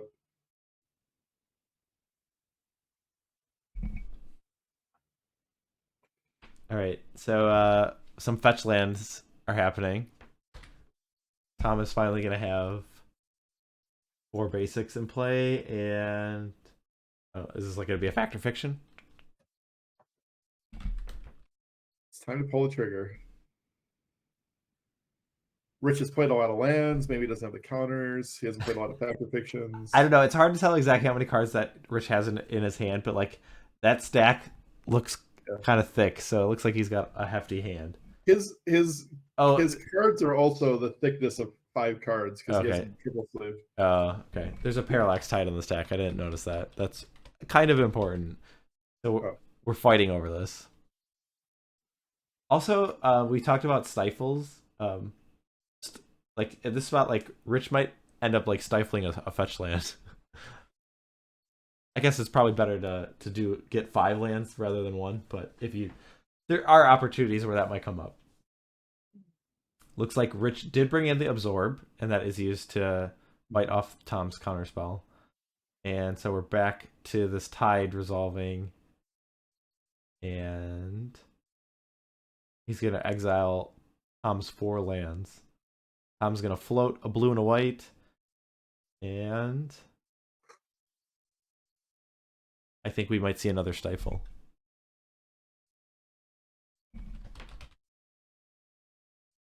On a future upkeep. Yeah. What are the odds that Tom, let's say he does Rich does have stifle, what are the odds that Tom continues playing from that point? I think I'm not one to scoop very often. I would say I think I would scoop to a stifle.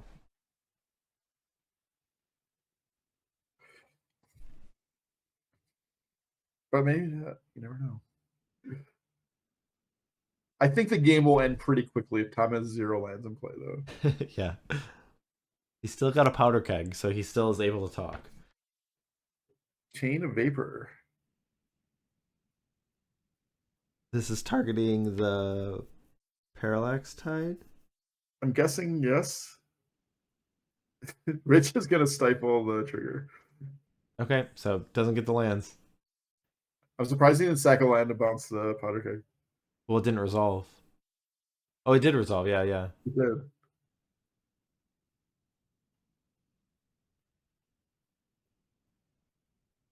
He stifles the leaf play trigger and the Tide goes back to his hand.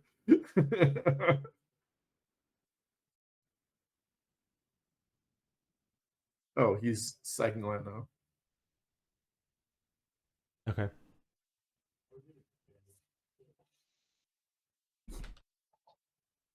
I think it was slightly out of order, but right? Oh no, the permanent has to go back to his hand, and then he has to. Yeah, I don't know. Those chains are weird cards. I don't think I've ever seen like an interaction with that like happening, but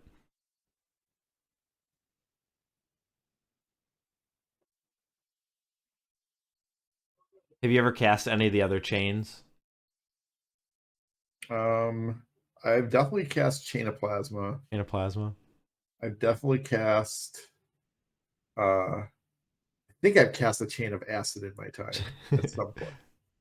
This is like Onslaught Limited, or you're talking about like in pre-modern? Or... Maybe I could see it in I could see it having done it in Constructed. Okay. Nah, I can't remember ever casting Chain of Acid. I've cast Chain of Smog. Oh yeah, that's a pre-modern one. Yeah. Yeah. Never to combo anybody out though. And then what's the white chain? Chain of it's I think it prevents chain of I don't know. Healing does not sound right. I can picture the art. I don't think I've ever cast the white chain. What is that one called? Chain of Defiance. Meanwhile, Tom's life total is he's hit 2 land drops and has a powder keg after getting Chain of Silence. Is that what it is? And all damage target creature would deal this turn. That creature's controller might sack a land. If they do, they may copy. Oh yeah, well your guy doesn't deal damage.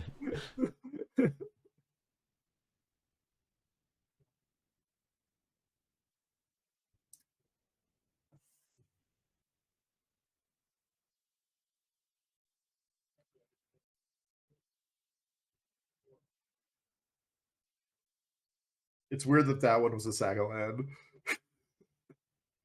The Chain of Smog wasn't. Yeah, I don't know. Yeah, I don't like that because that's the only one. Or Chain of Plasma is discard a card, right? Chain of Plasma is discard a card, yeah. Yeah, I wonder. And Chain of Acid is I think you just can choose to copy it. Yeah. I wonder how they figured out those different ones. The balancing. All right. Rich is going to attack with his Mishra's Factory. Tom is going to use the Powder Keg, but then the Parallax Tide is used defensively to protect. Tom's at 6. Oof. Here's the Yep. second factory, and Tom is giving up. All right, so the first match goes to Rich Shay. And so that means that we are going to have a second match. So the remaining decks, I guess I'll bring these up real quick. That means we will have Rich Shay playing his Sly deck against Tom Metelsky's Dreadnought. So, I mean, in terms of a matchup, that seems like an advantage for Tom. So things look good. Slam dunk. On that aspect, we saw a little bit of that last night, and it went in Tom's favor. So we will be playing another best of 3. We're going to take a quick break. We're going to get Flint in the booth. I want to thank BK for stepping in and doing coverage for this finals match. I always have your back. Yeah, thanks a bunch. So we'll go on a quick break as players might need a break, and I'm going to adjust a few things. It won't be long, so we'll be right back with our second match of our PSS finals. So don't go anywhere. We'll be right back. Hello, everybody, and welcome back. We are about to start our second match of the PSS4 finals.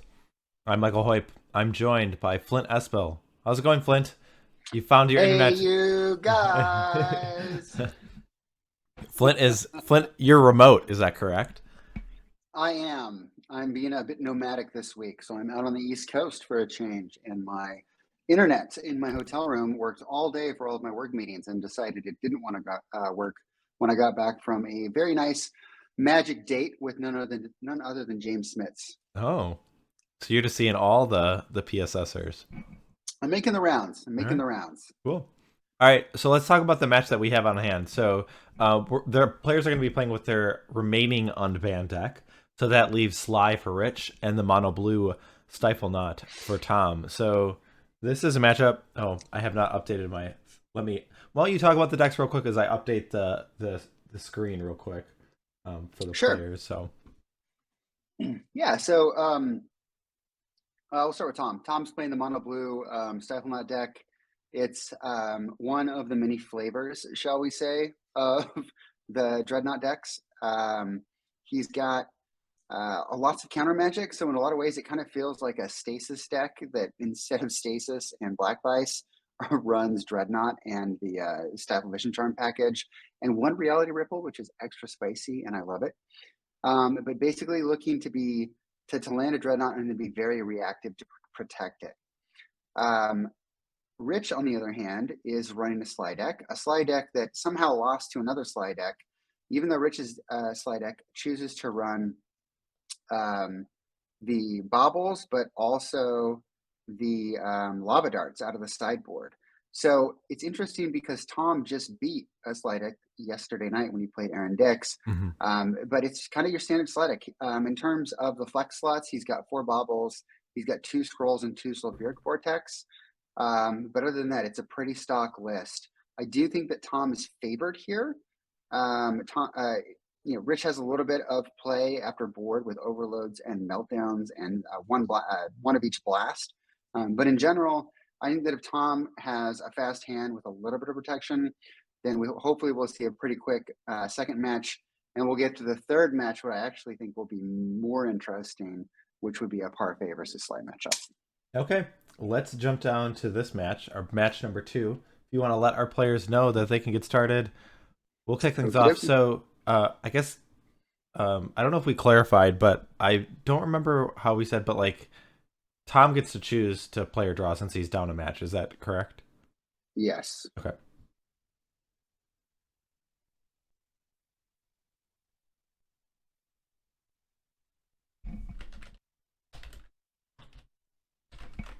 That might be something that I don't know. Did the players ask that in the chat?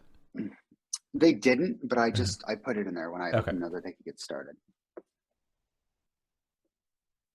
I'm wondering, who's favored here, do you think? Who do you think is going to take it all down now that game went Rich's way? So you're saying the overall match? Or match one. Overall, yeah. So given that match 1 went to Rich, who do you think is favored? Well, the way that, I think Rich has to be favored in the sense of the overall match. I think Tom is an overwhelming favorite in this match, but I think Parfait does have the edge against Sly. His Parfait Oath does have an advantage against Tom Sly. So we see a Urza's bobblehead revealed a Phyrexian Dreadnought in Tom's hand. I'm like, how is that in play? It's not. It's still in his hand. And then a Mog Fanatic joins the fray. And then Tom's going to opt at end of turn. He suspended it. Yeah. Mike.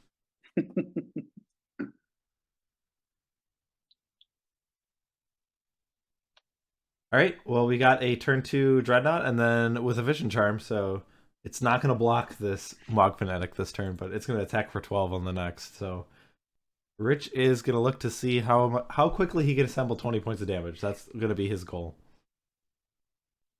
I'm going to guess not quickly enough. Okay, I will say, like, every time I'm in this situation, I feel like the slide deck like reveals their hand and they're like, I was so close to killing you, but this looks very problematic.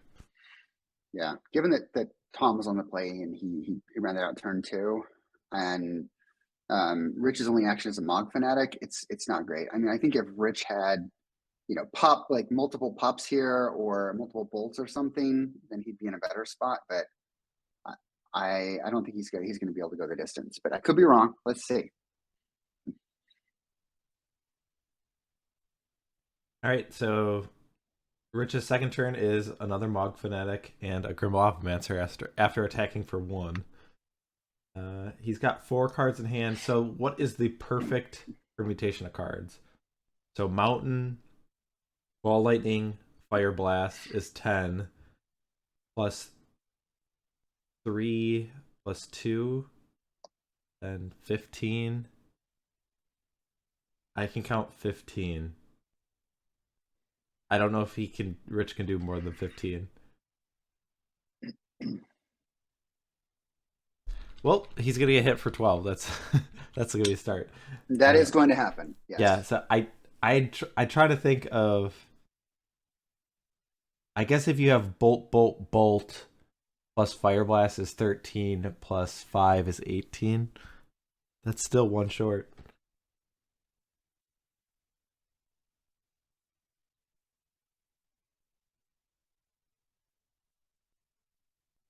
All right, well, Rich is gonna do some math real quick.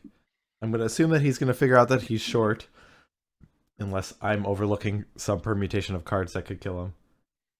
Yeah, close. I think he showed a hand of Bolt, Fire Blast. Yep. So that's one of the things where it's just like, yeah, if Rich were on the play that game, like, I think he would have had enough to kill Tom that turn. So yeah, unsurprisingly that Sly loses the first game to the mono blue Stifle Knot, but like again, it's one of those things where it just feels like Sly could, if Tom didn't have like a super clean start, he could have lost the game. All right, let's look at sideboards. First, we have the Sly deck. 2 Torment's Crypt, 2 Overload, 3 Lava Dart, 1 Meltdown, 3 Price of Progress, 1 Pyroblast, 1 Anarchy, 2 Anarchy, and a Red Elemental Blast. So 2 Overload, Meltdown, and 2 Blasts, I would think come in. I would take out a Lava Dart. I would take out I don't know. Chad has just posed the question of Rich could have tried to kill the Dreadnought, right? With Fire Blast, Bolt would have been 10, and Mog Fanatic. Or the, if you had a third mana, it would have been Grim Lavamancer. Yeah, I don't know. There's maybe one of those things is like you just, it's just not in your like train of thought of like being able to kill the 12/12. But I guess that's, I mean, it definitely seems better than just conceding. So I didn't think of it, but No, I didn't either. I think Rich probably burns out his vortexes and his dart and maybe a scroll. I don't know. I mean, he's got to win faster. That's it. Yeah, that's probably what I would think is probably what he wants to do. Let's look at Tom's sideboard. So 4 Annul, 4 Hydroblast, 2 Curse Totem, 2 Null Rod, 2 Winter Orb, a Boomerang. I think the 4 Hydroblasts come in. I'm trying to think. I'm trying to think from last night's match of what was sideboarded out, and I can't even remember. I don't know, but either way, Tom has a lot of ways to protect his Dreadnought, and Rich does not have too many ways to interact. A couple of Overloads and 2 Blasts and a Meltdown are really the only cards that matter beyond like Rich applying pressure to Tom's life total. And there's just so many good cards that Tom has in this matchup. All right. Well, I will let them know they can start game 2. Okay. I'll reset the life totals. I'll award a match win to Tom. Or not a match win, a game win. We're not a match win yet. I always use those interchangeably as well. Yeah. All right, shuffling up. So are we gonna have a tournament when I come to Wisconsin in June, late June? We could probably make that happen. All right, great. End of June, everybody. Let's go hang out in Wisconsin. It'll probably be warm enough by the end of June. Yeah. Probably be a great place to visit. Your video has frozen for me, but it might be my end because I feel like all the resolutions have dropped. Oh no, but you're back, at least briefly. I don't know. I might have to refresh. I think that might be the issue. Is it working now? No. Because my internet's coming in okay. Yeah, I think it's on my end. It's a little bit lower resolution, but everyone's moving right now, so. Okay, good. I closed Twitch just to be sure. Since no, I think it's definitely. My bandwidth is doing. I think it's on my end. Okay.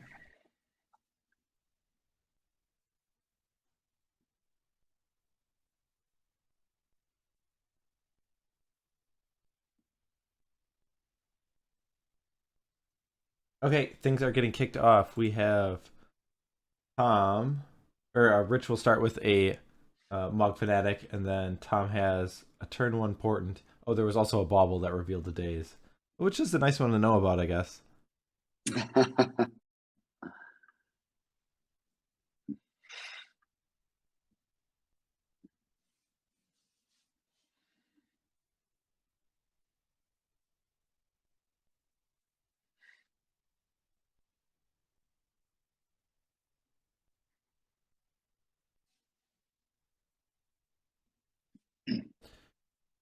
All right, so Rich didn't have a second land. Ooh, he just had a shock. This does Shocking turn of events. shocking, yes. Tom does not have a turn two Dreadnought, so I guess that's the silver lining from Rich's perspective. Well, he may have like a Dreadnought and a Stifle, right? And he's worried that, and he has like no other way to protect it other than the days. So you Yeah, want to run it out. didn't want it like Rich to play another land, and then Yeah, there it is. So yeah, he may have a blast in his hand to protect the Dreadnought. would you ever like for Rich like hold off on playing a land to try and like incentivize Tom to play out an early Dreadnought and then just play a land and like I don't know, that would be really interesting if well anyways, Rich has a Pyroblast and why wasn't Daze still on the He it did get returned dazed. that island. It did get dazed. Okay. Yeah.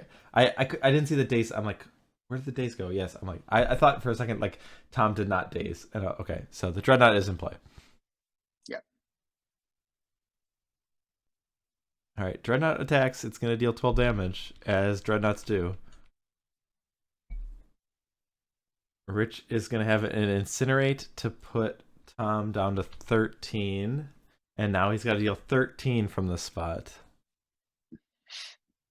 Nope, he shows Shock, Fire Blast, Ball Lightning, I believe it was. And a quick 2-0 match for the Dreadnought over the Sly, and that leaves us with our final match. So our players are going to play the decks that they had originally banned. So that's going to leave Rich with the Parfait Oath, and Tom is going to be playing his Sly deck. So we're going to be going to our final match. Do the players need time? I guess. Do you want to check with them? Yeah. I guess we could look to see how they sideboarded real quick, but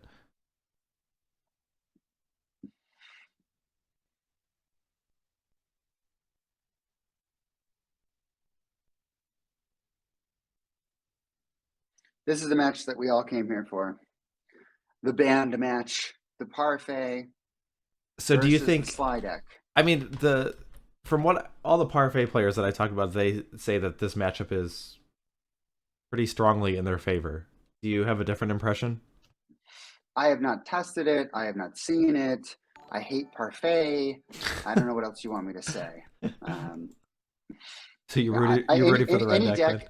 Yeah, any deck that like has to bank on winning game one so they don't go to time is not a deck that I want to play. It's not a dig on Parfait players. There are lots of Parfait players that I really like and respect. It's just not a deck that I like. Just like a lot of people don't like decks that went on turn 2 or turn 3 because it doesn't, give a lot of interactive magic. Totally get it, but I haven't tested it. I'm rooting for Sly here. I think that Parfait is the bad guy after the Euro Champs, honestly, after it won back-to-back tournaments. So I'm rooting for Sly, but I have no idea. I will trust the Parfait players, though. If they say that they're favored, then I will go with them. I will agree that I feel like in this matchup, I feel like Parfait Oath is the bad guy, but I do think Parfait Oath is favored in this matchup. So. Yeah, I think on paper it looks favored. I mean, and like the Ancestors Chosen or the Neshova or like all these ways that they have to stop Sly from doing its thing are just really, really good. I mean, perhaps there's a world where Sly has a really broken draw and Parfait doesn't. I feel like it's certainly the Sly deck is able to win. Like I don't think it's as lopsided as the matchup that we just saw. Yeah. I think definitely Sly can win games. Like Parfait Oath can have some clunky draws where just like things line up poorly. Sly does a decent job playing around land tax. Like really like 3 mana it just needs for Ball Lightning, and beyond that like it really only needs 1 mana. And if you're playing draw go and you have a Jackal Pup in play, you're pretty happy as the Sly player. So yeah, I think that so Mano last night talked about how he was doing some testing with Flores and stuff like that. So that was over at the place that I was at on Sunday. And we did that invasion planeship draft, the cube draft that I built. And then after, they decided to do some testing. And they were convinced that Sly had some sort of a chance based on the hand that you kept. I wasn't paying any attention because I was just playing some Premodern for fun with someone else. So I wasn't watching any of that. But I still thought that it was a bit bonkers to try to run Sly into Parfait just based on what it looks like on paper. But I didn't see the testing that they did. So do I think the Sly can beat Parfait? Sure. But do I think the odds are ever in Sly's favor? No. not based on the stock list and based on the pilot of Parfait in this match. But Metelsky is my horse in this race, right? You went with Rich, Yeah. and I went with Tom. So I'm going to back him. And, I love Rich, super nice guy, but I bet on Metelsky, you bet on Rich. So I'm going to say go Metelsky. I was going to say, like, I think when we made our picks, like, I picked first and I picked Rich, and you said I was going to pick Rich, but given that you picked Rich, I will pick Tom. I have no idea what you're talking about. So, it's not like that's recorded, in a podcast and we can go back and listen or anything. So, but I don't recollect that. It's fine.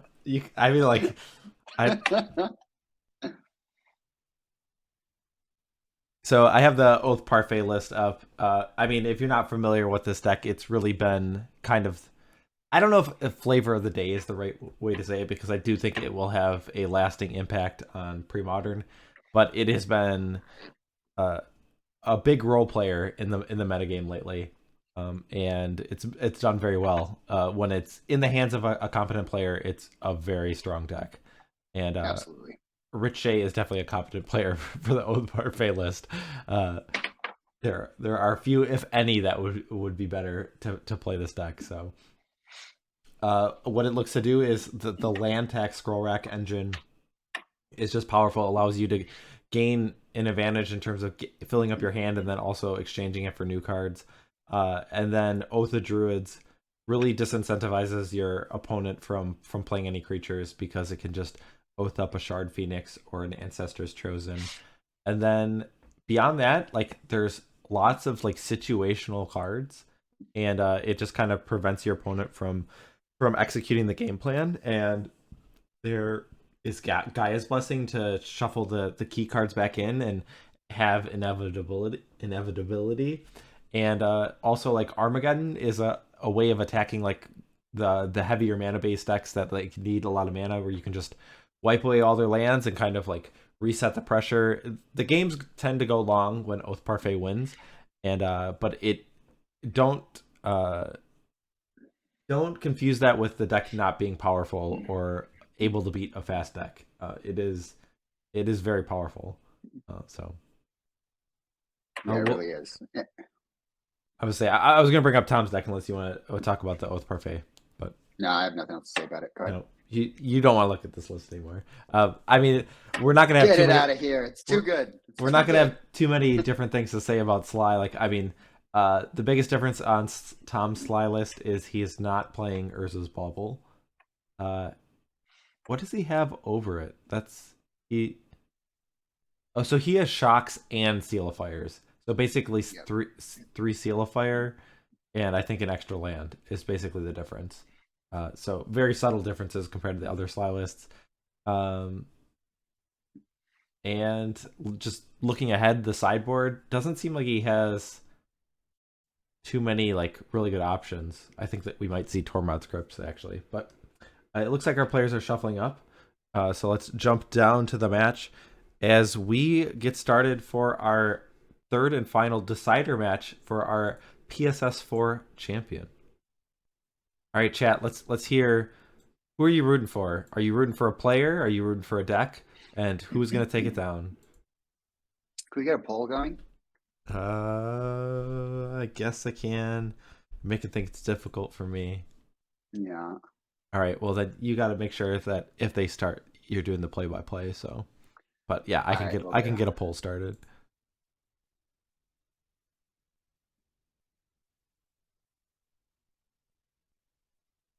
All right. Manage prediction.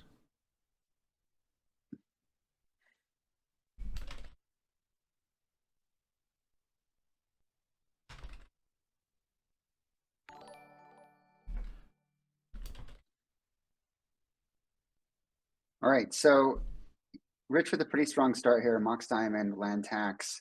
Obviously, Tom has to play at least one land here, so Rich immediately gets to land tax, and he's going to get all three colors. I say all three. I realize that he does cast black cards, but he's got a strong suite there. And at this point, I mean, Rich is probably pretty heavily favored, but let's see what people have to say based on the poll. Land tax is just so brutally powerful. We'll see if we can follow up with Scroll Rack. I don't think Tom has any main deck artifact removal. And so once Parfait gets the tax rack engine going, it really just gets to do all other fun things. You could also cast an Oath here if he has a land, forcing Tom to attack in and then bolt or shock or seal his own pup. But we'll see what comes next. Oh, an Ivory Tower. Okay. Well, if you're Tom in the situation, Hoyt, what are you thinking? I mean, barring like a god hand aside, like, are you just scooping at this point? No, I'm still attacking with my Jackal Pup, but like I definitely don't want to see that early of a Ivory Tower. I feel like usually it's like you want to see them put in some number of resources to get it. I do want to take a quick moment to thank no Dad Bays for the 5 gifted subs. Appreciate the support. Already had some subs or gifted subs earlier in the night, and is continuing as we are in our final match. So thank you, no Dad Bays. Appreciate it. Absolutely, I love it when I see the gift subs.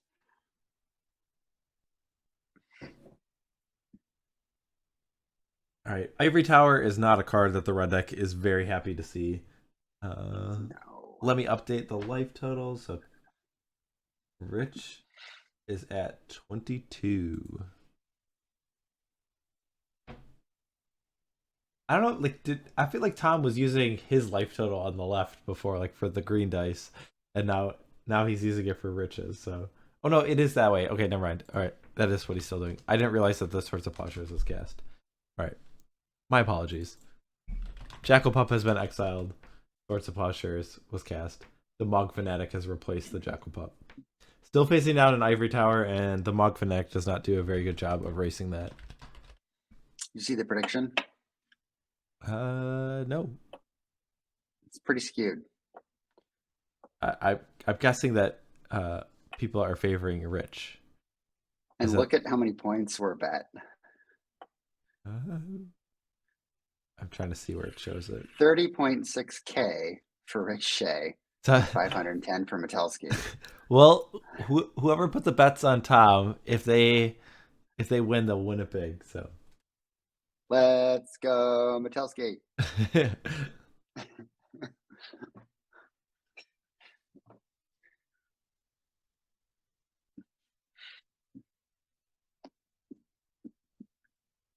So what's going on here?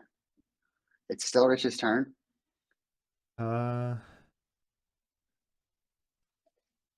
Yes.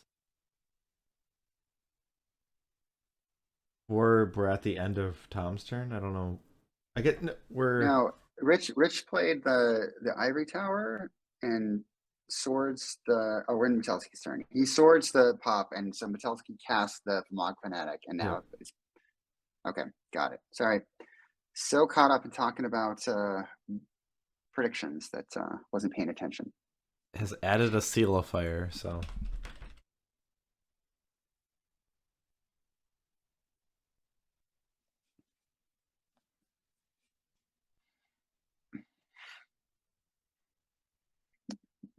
All right, I guess yeah. He was lamenting of whether he wanted to play a second land. Yeah, it's kind of awkward. Is it? It doesn't matter at this point, right? Well, Tom played a second one, right? Otherwise he would have had 1-1. Like the land tax wouldn't trigger if he didn't play a land that turn. Yeah, I don't know. He's already land taxed once.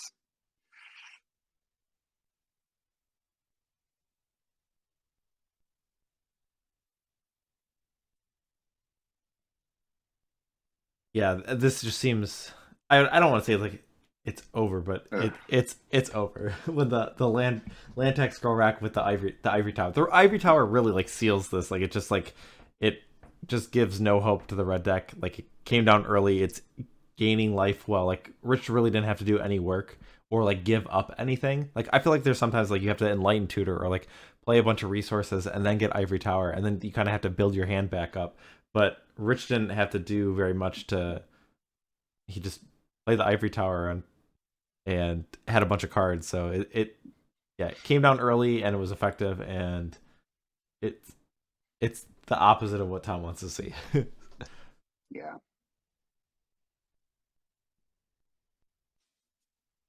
So Rich is at 24.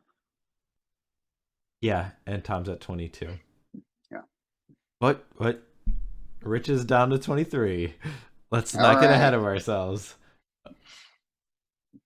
And we got a Sulfuric Vortex. Actually, so of sequences of plays, like that has to be like the top of what we're just trying to do. And then he immediately Fire Blasts. So he's going under the land tax. So, all right, let's not count the red deck out. So here, Rich is going to take 4 down to 19. And then during the upkeep, he's going to take 2 damage because of the Sulfuric Vortex. He's going to cast Enlighten Tutor. He's Is going that to get a Seal Cleansing. Seal Cleansing? Yeah. I mean, that is a great sequence for Tom. 100%. It's just still, Rich is still just so favored. Yeah, I mean, like, that was pretty much the ideal, I think, thing that for Tom to do. Like if Rich didn't have the Seal Cleansing, I mean, he still would have Scroll Rack that he'd be able to kind of like turn through his deck, but going under the land tax in that spot and like demanding that Rich has an answer was very good. So it's unfortunate from Tom's perspective that he did have a way to find a Seal Cleansing. A very nice. Do you think that Rich spent a little bit extra time to find the LobsterCon Seal Cleansing? Yeah, I like that one.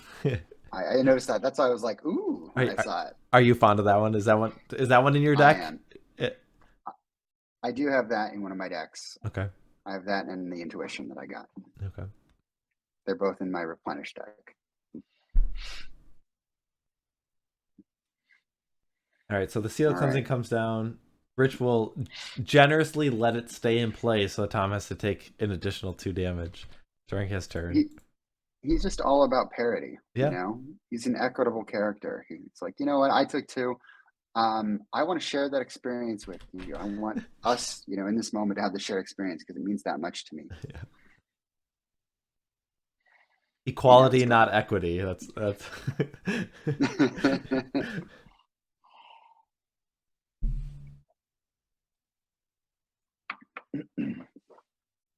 All right, so the seal does now take care of Seal Cleansing. I guess I should be more specific since there is a Seal of Fire in play. Seal Cleansing takes out the Sulfuric Vortex. Rich is able to gain life off the Ivory Tower, and now he's going for a Zurin Orb off another Enlightened Tutor. I mean, tell me more about how Enlightened Tutor is such card disadvantage. I mean, people give it such a hard time. Like, I hate this card. It's card disadvantage. It's so good in the right decks, though. Like, I mean, it is card disadvantage to do. I mean, like, it's only card advantage because he's able to trigger land tax with Scroll Rack. Yeah, but that's the point. You don't just jam it into every single white deck. Like in the decks it's good in, it's incredibly good. Like, look at what he gets to do in the last. Look at the last 2 turns. It's so good. Can I just make my argument? Let's keep Enlightened Tutor around so that the Horn of Greed decks can play it. Yes. Oh my God. Right. Please. We are not having a discussion about banning in the finals. We are not. We're going to keep Enlightened Tutor around, and more people should play Horn of Greed decks. Case closed. I would say I've been playing Howling Mine, and let me tell you, games are really fun when you just get to draw a million cards. So Horn of Greed, same idea. Everyone gets to draw more cards. I think now that is a card everyone should put in their deck, right? You know, like, let's just, you know, hashtag Horn of Greed for everyone. What if we run it in all the decks? We'll just have a tournament where everyone just starts with a Horn of Greed in play. Just one, not 2. Next PSS, every deck that you submit has to have at least 2 Horn of Greeds. No, they just start in play. It just starts in play. Okay. Is it going to be like a Vanguard thing where Yeah. it's like you just have it, like both players have one in play on their battlefield. That could be our next PSS. Is that like there's different like Vanguard cards, like like one would be like Howling Mine, one would be Horn of Greed, one would be Eldamri's Vineyard. Yeah. Vineyard, yeah. Everyone gets 2 green. Yeah. We could have an intruder alarm or something wonky like that. Okay. Or an awakening. Yep. Mists of Stagnation. Do you know what that one is? I don't know what that one is. It's they skip their untap step, but then like you untap permanents equal to the number of cards in your graveyard. Oh wow.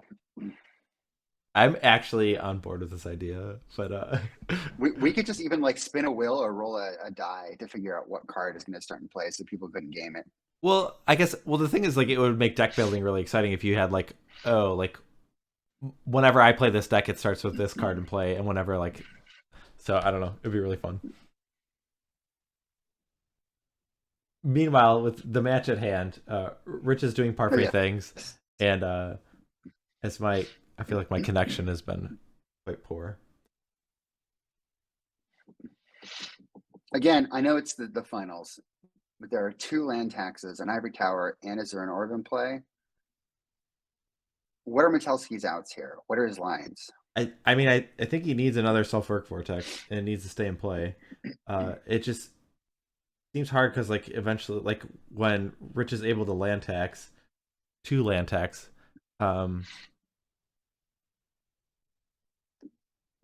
then, like, he's just going to be able to find answers.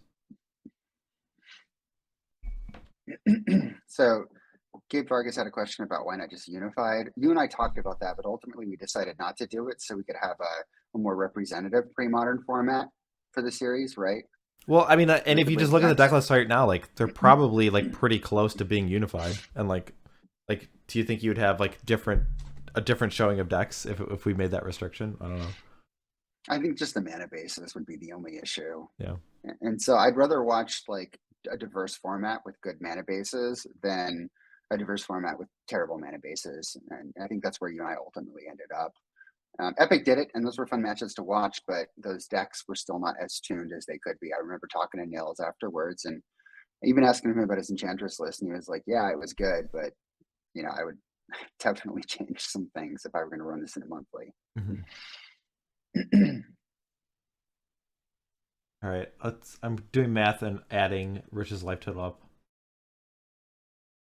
28 is what I have him at. Okay. I think it's over 9,000. Over 9,000 has been called. All right. What is it? Which card represents Goku? I don't know. It doesn't make a bit of difference because the balls are inert.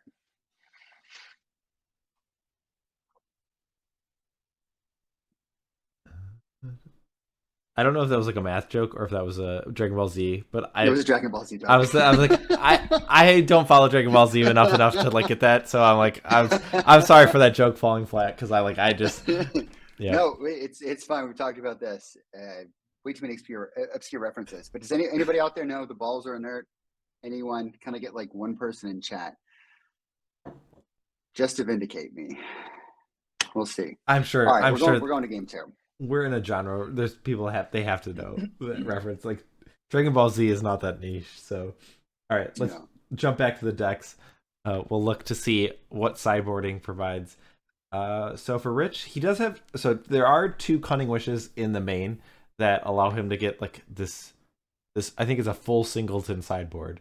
Argivian Find, Tormod's Crypt, Blue Elemental Blast, Duress, Red Elemental Blast, Orm's Chant, Stifle, Swords of Plowshares, Circle of Protection Red, Brain Freeze, Rave Revelation, Abolish, Engineered Plague, Aura of Silence, Phantom Nishoba. So, Circle of Protection Red, I imagine, comes in. Phantom Nishoba probably comes in.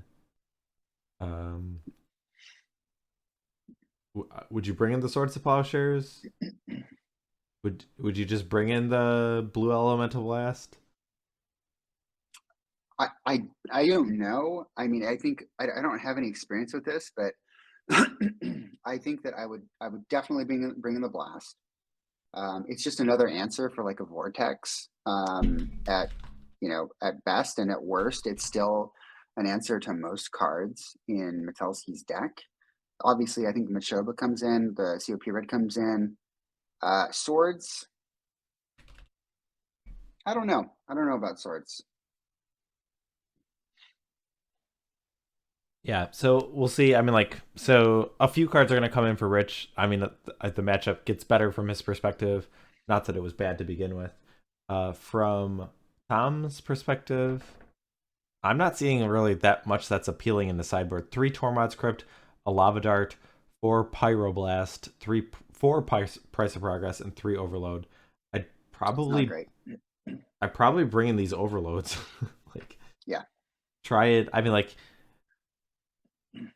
it's not an angle I like to take, like getting an Ivory Tower or a Zurin Orb or a Mox Diamond, but it might be something you need to do. Cards I'm less interested in, like Lava Dart, like even a card like Grim Lavamancer kind of is a liability because Rich is on the Oath plan. So I could see taking those out. Burner account 52 is now following. You should get all your other 51 accounts to follow us as well. So Overlords and Tormod's Crypts. Yeah, I mean, I can see that. I don't want to dilute my deck too much where I'm not consistent enough, but I guess if you're taking out cards I don't know if I would take out Jackal, but I might take out Grim Lavamancer. Maybe that's wrong. I guess Grim Lavamancer can shoot himself. Well, Jackal you actually have to spend a card to. It's just that the initial turns Jackal hits so much harder. No Anarch. I like the Tormod's Crypts. Yep. Would you bring all 3? I don't. That just seems like overkill to me, but I don't know. And are you winning a game? What are the Tormod's Crypts fighting? That he's triggering Oath and you're preventing. It's the yeah. I don't I think the way you win is just you just have things line up and you don't trigger Oath. I don't know. I don't think Tormod's Crypt would help you have your Mog Fanatics and Ball Lightnings don't even stay in play half the time with an Oath. I don't think you need Tormod's Crypts, but that's my opinion. We'll see what Tom does. He's got to win. He's got to win 2 games for him to take down this. Otherwise, Rich will be our PSS champion. So Indeed. Players are shuffling up for their next game. Let's rant a While they game do that, win. I'm gonna grab another beverage. All right, that sounds good. I let them know they could start. Are you going to the mini bar? I'm going to the mini bar. Yes, whip myself up a little fancy Manhattan cocktail. Yeah.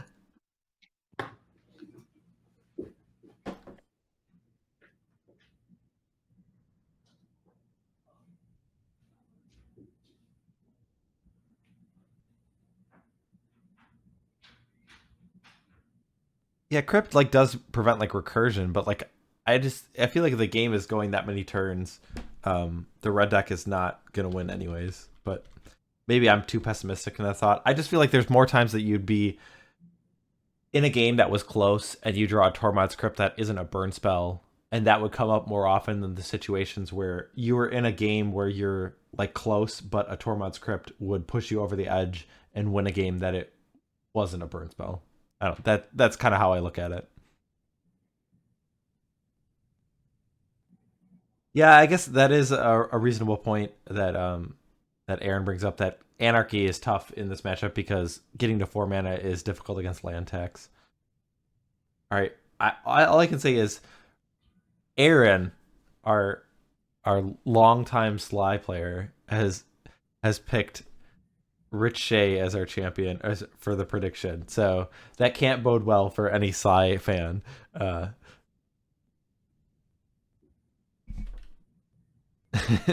22K on Rich.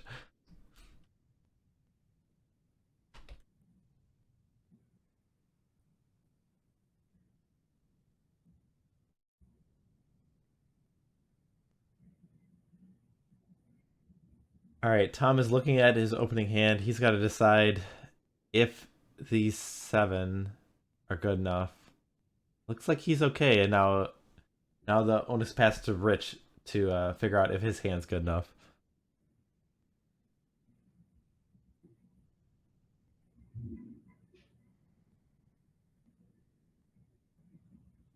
All right, we're going to kick things off with a 7 for each player, and Tom's going to start with a fetch land into a Mog Fanatic. So, not a Jackal-Pup, but this Mog Fanatic at least has that built-in protection against an Oath of Druids that is something that's always looming in the mind of the Slice players. You're afraid of that big life gainer coming down. Welcome back. Famous.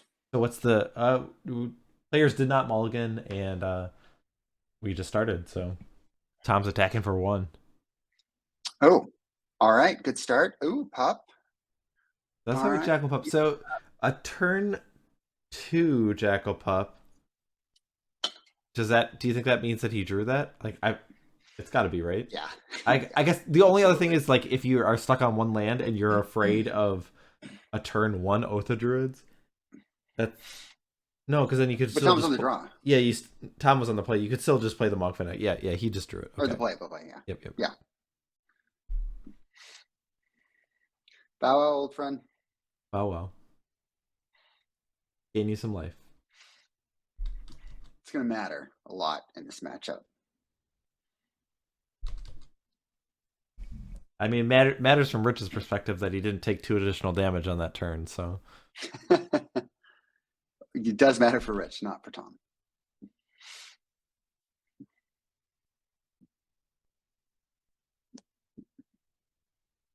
All right, I mean, Rich is just doing his thing. He took the pressure off. He's got land tax. He's got 2 land tax. He's got a Mox Diamond, so he only needs to have one mana. He's got a Scroll Rack. I mean, everything just seems to line up. Like, Tom is kind of stuck with the decision of, like, do I ever play a second land? And I don't think he can, really. Like, I think his best hope is to just not trigger these land tax. Oh. Looks like okay, never mind. I'll eat my words. That he's gonna go to 2 lands. Yeah, I was just going to say, there are only 2 certainties in Magic: death and land tax. So Tom has Rich at 14. Did I? Oh, there was a bolt that was pointed at him. Okay. Yeah. All right. I'm like, what happened? I'm like, I guess we did see a Fire Blast get Lava Dart. Interesting. This is a card that we didn't think that was as impactful that we thought it would be sideboarded out. I guess the one interesting aspect is Lava Dart can sacrifice a mountain, and yeah. So that has the advantage of, like, staying under a land tax, and that's, I guess, the use that it had here. It basically was a shock that makes you sacrifice a land, and here's a regular shock. So Rich down to 10. I mean, this is kind of the spot where it's okay. There's a Swords to Plowshares. Tom will sacrifice it. Doesn't gain a life, but Rich does take an additional damage. So this is kind of the spot where, like, yeah, okay, Rich will roll back for 3. But if Tom just goes like bolt, land, Fire Blast or something, then he might be able to steal this game. Yeah.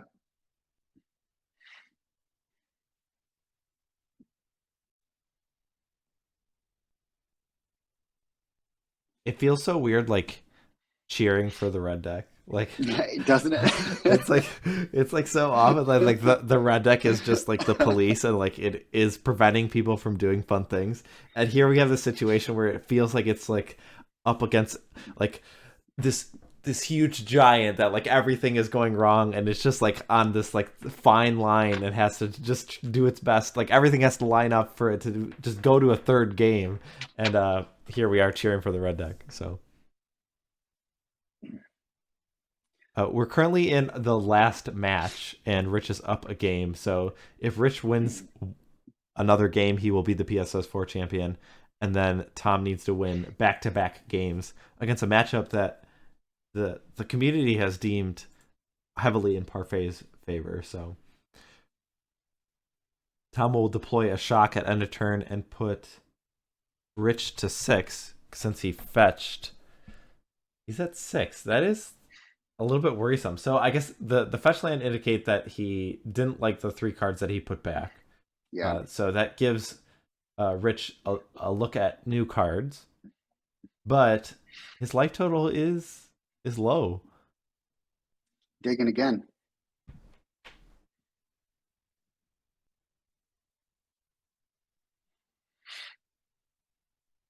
I feel like I got my hopes up, like that Tom might be able to sneak out this game. I mean, he's in a good spot right now. We'll see what Rich can dig up. He's fetching again. Mm-hmm. Wow. He's at 5. Is this more of an indication that he is shuffling again, or that he's using the mana right now? Also, like, and also him having this many lands in play, does that open up opportunities for Tom to play more lands and have? I guess at this point, like, Tom can cast most of his spells. He's got a bolt at end of turn. This is gonna put Rich, and like, there is the lava dart. Oh no, the lava dart was flashbacked. Okay, so we've got an incinerate. Rich is at 2. Did he get there? Rich has to. I don't. What card is it? What card could he have? He's got a blue elemental blast. All right, he's got a card. All right, but yeah. I guess the land taxes aren't triggering there because Rich.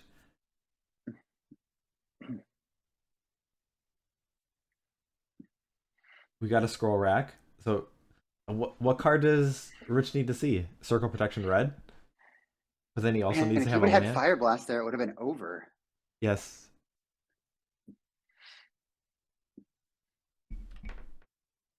What card does Rich have? He has a Gaia's Blessing. I don't know if.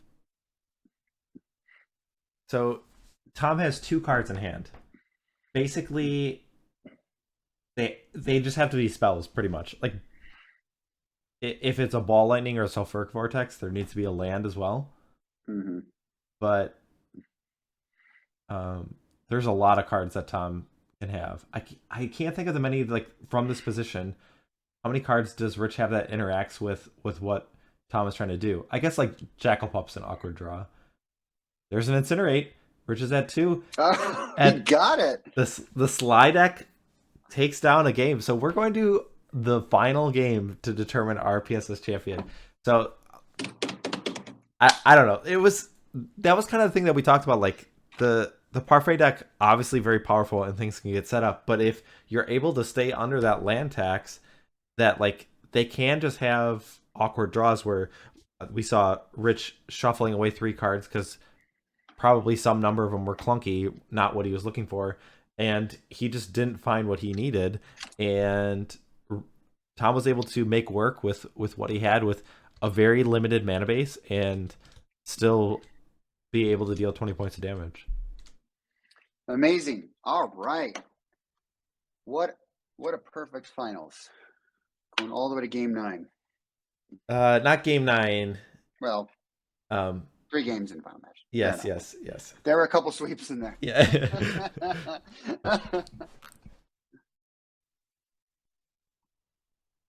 All right. Did Rich sweep Metelsky in the first match? Was it 2-0? Yes. It was 2-0, then 0-2, then so. Yeah. Okay. Perfect. So the decisive game 7. So I want to know, because Aaron, I don't know if you heard when you were getting your drink, but Aaron had bet 22,000 points on the prediction on Rich Shay. So I was saying that has to be an indication that this is a bad matchup for the red deck. I wonder if Aaron's sweating a little. He's like, oh man, uh-oh. That might be one of the things is, like, have you ever, like, bet against your favorite sports team and be like, well, if my bet wins, then I'm happy because I won some money, or if I lose the bet, then my favorite sports team wins. Maybe that was the position that Aaron was in. Yeah, I never have. I haven't done a lot of betting, so. Yeah, Aaron says, I'm rooting for Tom so hard. I'd be so happy to lose those points. So. Looks like both players are going to take just a short break here. Okay. We're going to build suspense. That's what we're doing. Yes, all part of the show, folks. I don't know. I think it's one thing you can't just, like, say, like, I have this matchup in the bag. Like, I just don't think that really exists. That there's just so many things that can go wrong, and, like, also kind of Tom recognizing that you just cannot let from certain positions you cannot let Rich trigger a land tax, and I think that was Mm-hmm. he was very conscious of that. Like we saw in the first game, he like thought about it for for a while. Like he was pausing on playing that second land because he said like, okay, do I need to trigger this land tax? And the reason is because he had sulfuric vortex. It didn't work out in his favor in that game, and in the second game he's able to stay under the land tax and find a way to win. So.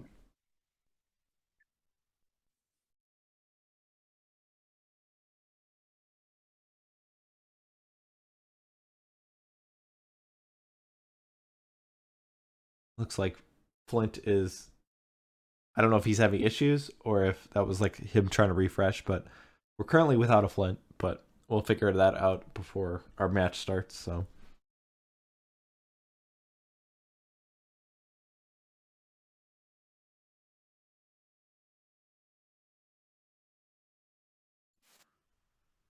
Hey. Hello. I wasn't sure if you had internet issues or if that was you trying to refresh something, but. Yeah, I had to refresh. Things Okay. froze up over here. Oh, okay. So, Rich, I'm going to mute you, and then when Metelsky gets back, I'll mute him as well. I'm back. I'm back. I'm back. I'm back. I'm back. All right. So Rich gets to be on the play, so that definitely helps him out. Slows things down a little bit for Sly. He's gonna try and like put up his little pillow defense before Tom can do too much. I just noticed your username in in whereby the viewers can't see it because it's cropped out, but it says Flintus Maximus the Third. So. It does indeed. Hey, Tom, go ahead. Tom, go ahead and mute me. So, from your perspective, does it say your username or does it say your email? Because mine just has my email. Mine says I just put my name in there. Yeah. So if you look at mine, does it show my email? Yeah, it's just your email. Well, I don't know. Maybe I just like. I don't know. I don't know why I don't have a username. I'll put you in as Huipus Maximus the Third next time. All right. Did we get a raid? Yes, we got a raid from Spider Space of 145. So thank you for the Welcome. raid, Spider Space. Welcome everyone. We are in our final game of our Premodern Showdown series. So the winner of this game will determine our winner of our 8-week series tournament. We have Rich Shay up against Tom Metelsky. Rich is on the Parfait Oath deck, which has gained popularity in our pre-modern space, and Sly has been a long, consistent bystander of pre-modern, and it's an uphill battle for the red deck, but Tom was able to take game 2, and so he's looking to take the third game for the champion, but I think it favors Rich and his Parfait Oath, so we'll see who is going to be our champion. A Circle of Protection red on turn 2 does not bode well for the red deck. Completely irrelevant in this match. Yeah. Yeah, this is going to be a tricky situation if Tom's going to navigate his way out of this way. So he's got a lightning bolt and a shock. He's going to deploy these. Mm-hmm. Rich is down to 15, and then he'll use the seal of fire as well while he's got this opportunity. So chat, as soon as the circle protection red comes down, chat says, all right, let's get the post-game interviews. Nice, Lanny. I will definitely agree that this is going to be very difficult for Tom to win, but the opportunities that you have, like the games that you do win when you just feel like all odds are against you, just feel so good. So Tom is going to have a plan and try and figure out a way that he can hope and pray that he's able to navigate his way out of this one. But an Aura Silence has joined. This is, I guess, like a preemptive answer to Sulfuric Vortex, which is really, I mean, like, I don't even know if it's problematic in this spot because like the circle can just like prevent the damage from Rich's perspective. But Tom has a Tormod's Crypt, which costs 2 mana. Do you like to pay 2 mana for your Tormod's Crypts, Flint? Not a fan. Not a fan.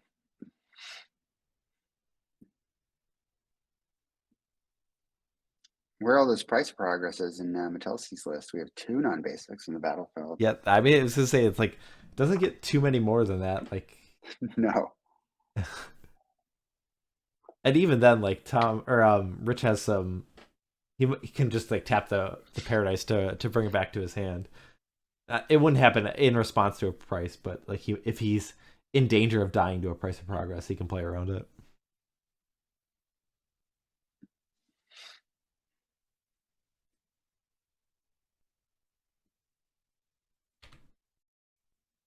All right, what's the route to victory for Tom? I mean, he doesn't have any card like Flaring Pain or anything.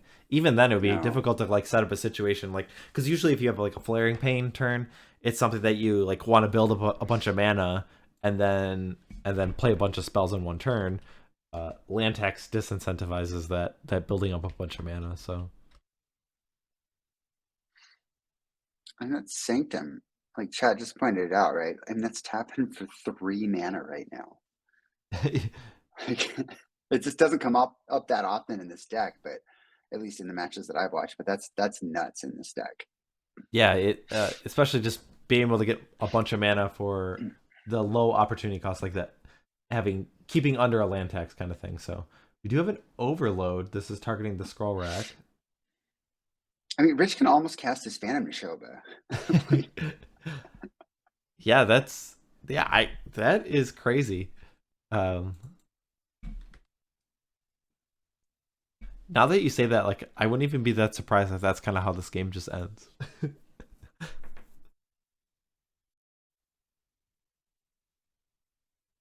Tom thinking here. Your video is frozen every now and then. Oh, now maybe it's back. I was gonna say it looked like you were covering up a yawn. Is that what you were doing? No, I actually wasn't that time. I have done that in the past, but I wasn't doing it. Oh, I do it all the time. I was to say I'm definitely guilty of doing that. Like I just get to a certain spot and yeah, the chain reaction I just cause. That is my gift. Is I have the ability to broadcast and then make like hundreds of people yawn. That's my gift. It's quite the superpower. Yes.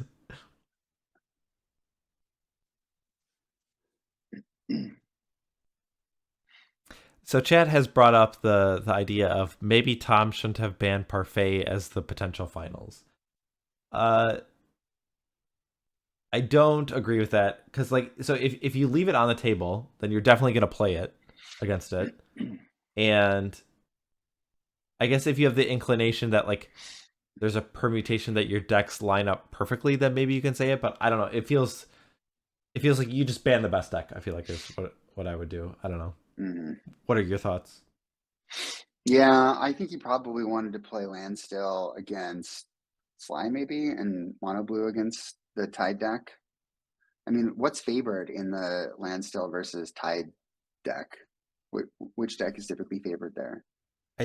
I think everything like Rich just has more tools. Like he has more threats and like I think Rich has everything. So maybe it lined up about as well for Tom as it could have. I guess the only thing,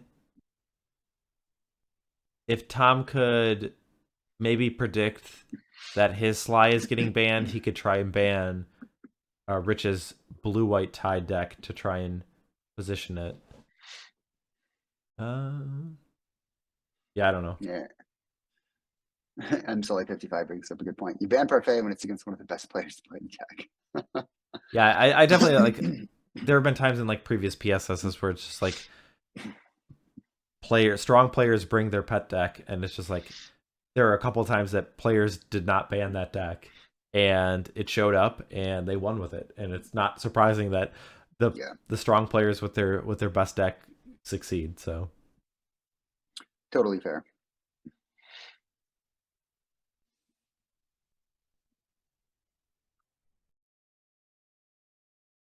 All right, where are we at right now? We got Tom. I think Tom's deciding if he's going to play a third land here. Well, the decision is a reason because like Rich has, while he has 4 lands in play, 2 of them are undiscovered paradises. So Rich would have the option of just tapping them at the end of turn to pick them both up and trigger land tax. So he passes. So let's see what Rich does here. Land Nishoba. No. Lob that end turn here.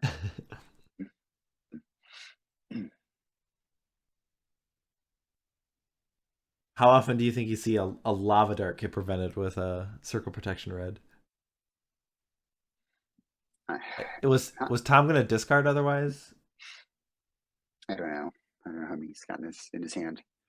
Yeah, this is just a difficult position for Tom because it's really hard to the tension between circle protection red and land tax. Like with circle protection red, you want to play a bunch of lands so you can cast a bunch of spells in one turn. You don't want to play a bunch of lands when there's a land tax in play. So I don't know if it's actually greedy to circle protection. You have 4 mana. You have, well, not even 4. You have 6 mana or whatever. Like with the Sarah Sanctum, I don't know. Agreed. And he's not in any hurry. He can always tap this Undiscovered Paradises. Yeah.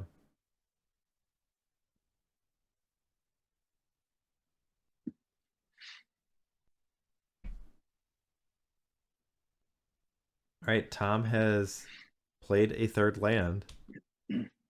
Ball Lightning. Curse Scroll.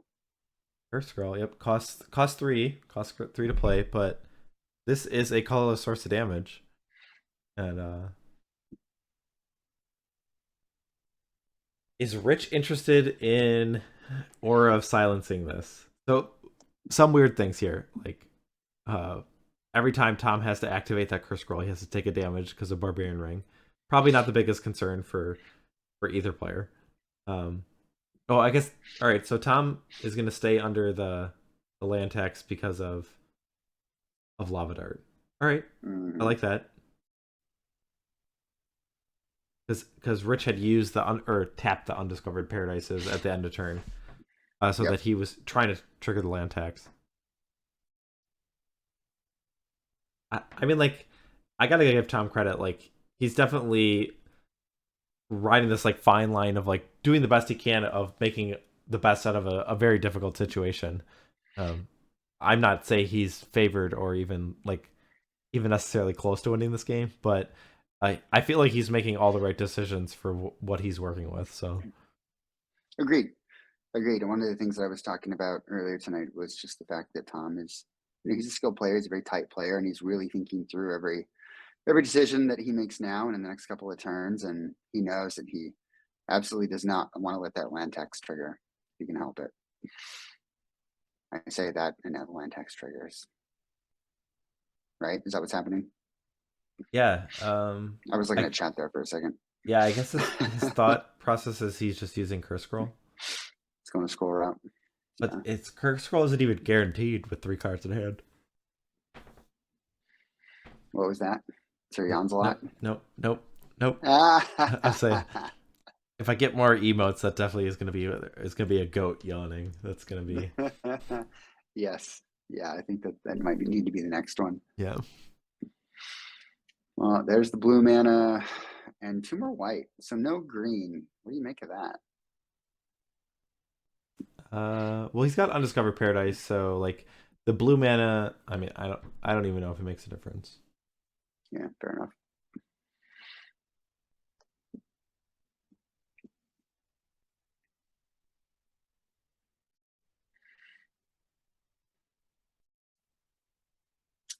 There's the diamond. All right. 2 diamonds. 2 diamonds.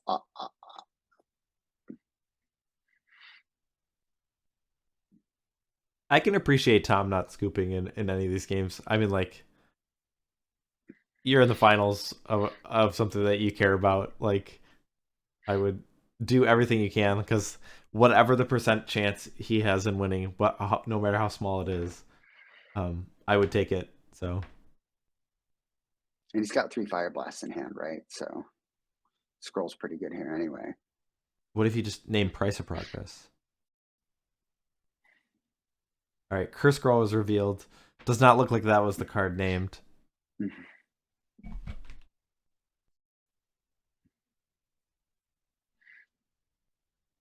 So Rich will stay at 13 life, sitting comfortable against the red deck. And now he's got, how many cards is that? 6? 7 cards in hand? Just A a lot. lot. A lot. That's just what you say in this position. How many cards? A lot. Grim Lavamancer joins the fray. The second one as well. Okay. Well, those scroll hits are going to be a little easier now. Yep. Tom is now vulnerable to an Oath of Druids. But he at least has like consistent swords. Like, let's say there is no Oath. He's attacking for 4 every turn. Yes, they can be prevented with Circle Protection Red, but I would say, like, actually, Rich could just use the Sarah Sanctum and kind of prevent all the attackers. He does use his swords to plowshares on a Grim Lavamancer. Okay. Oh. I need to update Tom's life total because of the Barbarian Ring.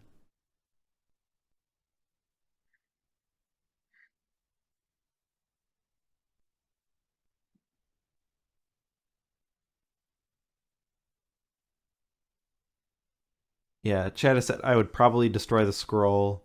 Vortex does nothing in here with Circle Protection Red. I guess the only thing is that there's a second scroll in hand, but I would think I would agree. I'm trying to think if there's any other artifact or enchantment. I mean, like, maybe Tormod's Crypt is awkward at some point, but I don't know. You already got one in play, but Yeah. did you mean to cast or to destroy? They're saying using the Aura Silence on the Curse Scroll, yeah. Yeah. I'm just saying, like, would you save the crypt for any reason? I mean, I don't know if there's a spot where you, like, before you cast a certain key spell, you need to destroy the crypt so that it's the card you cast stays in your graveyard. But I can't think of a card that Rich would really need to preserve.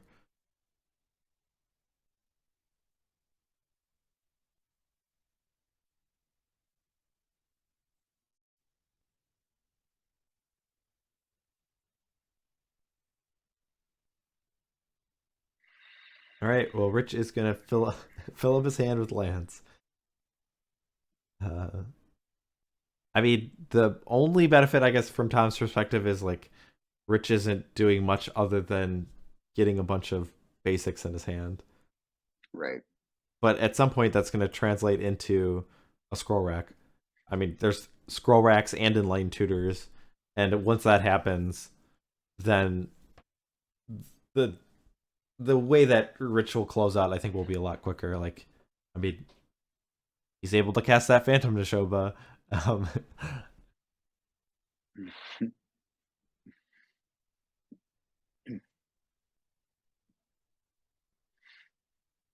And there, we do see it. All right, the cat spirit has joined the battlefield.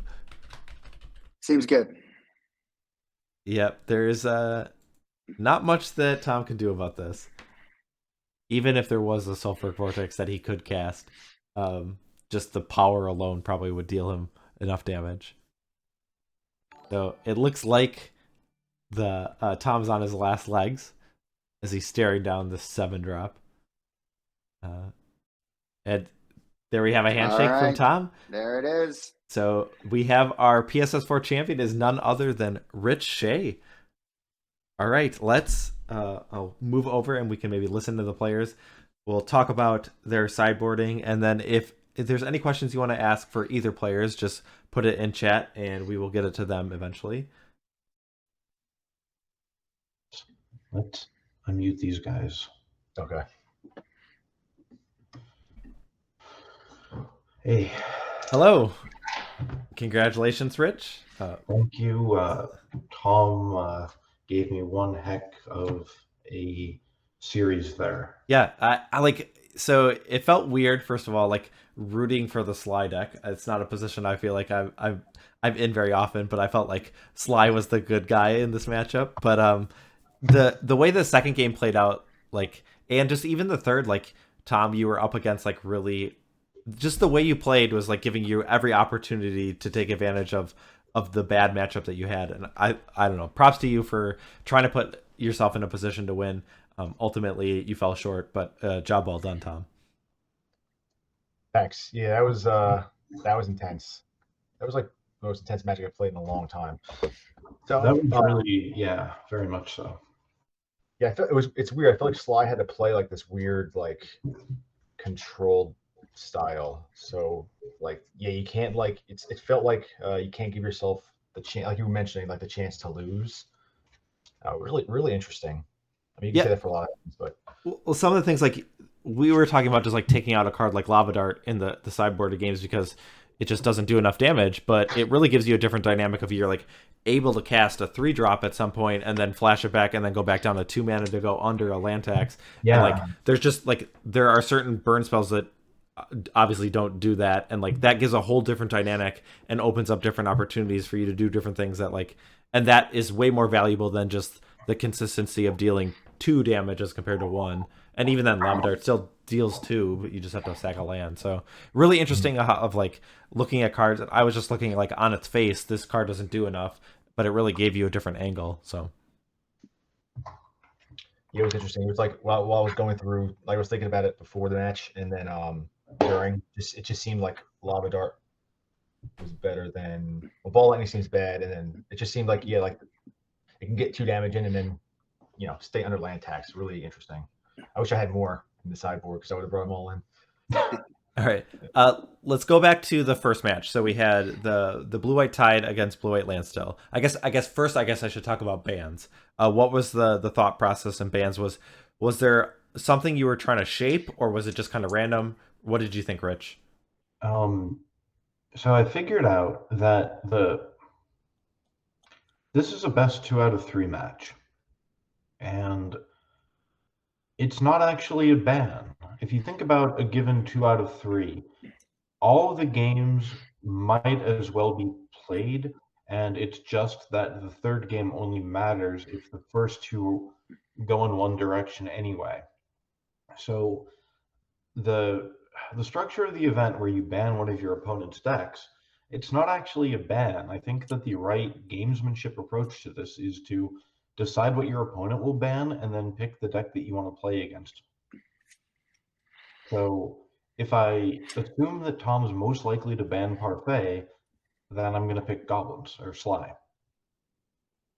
And it's not actually even a ban, really, because all you're doing is nudging one of your opponent's decks. But I don't think it's properly a ban at all, because you play that deck in a match that counts as much as any of the others in this 2 out of 3. Mm-hmm. So it is the equivalent of making your opponent start with a given deck.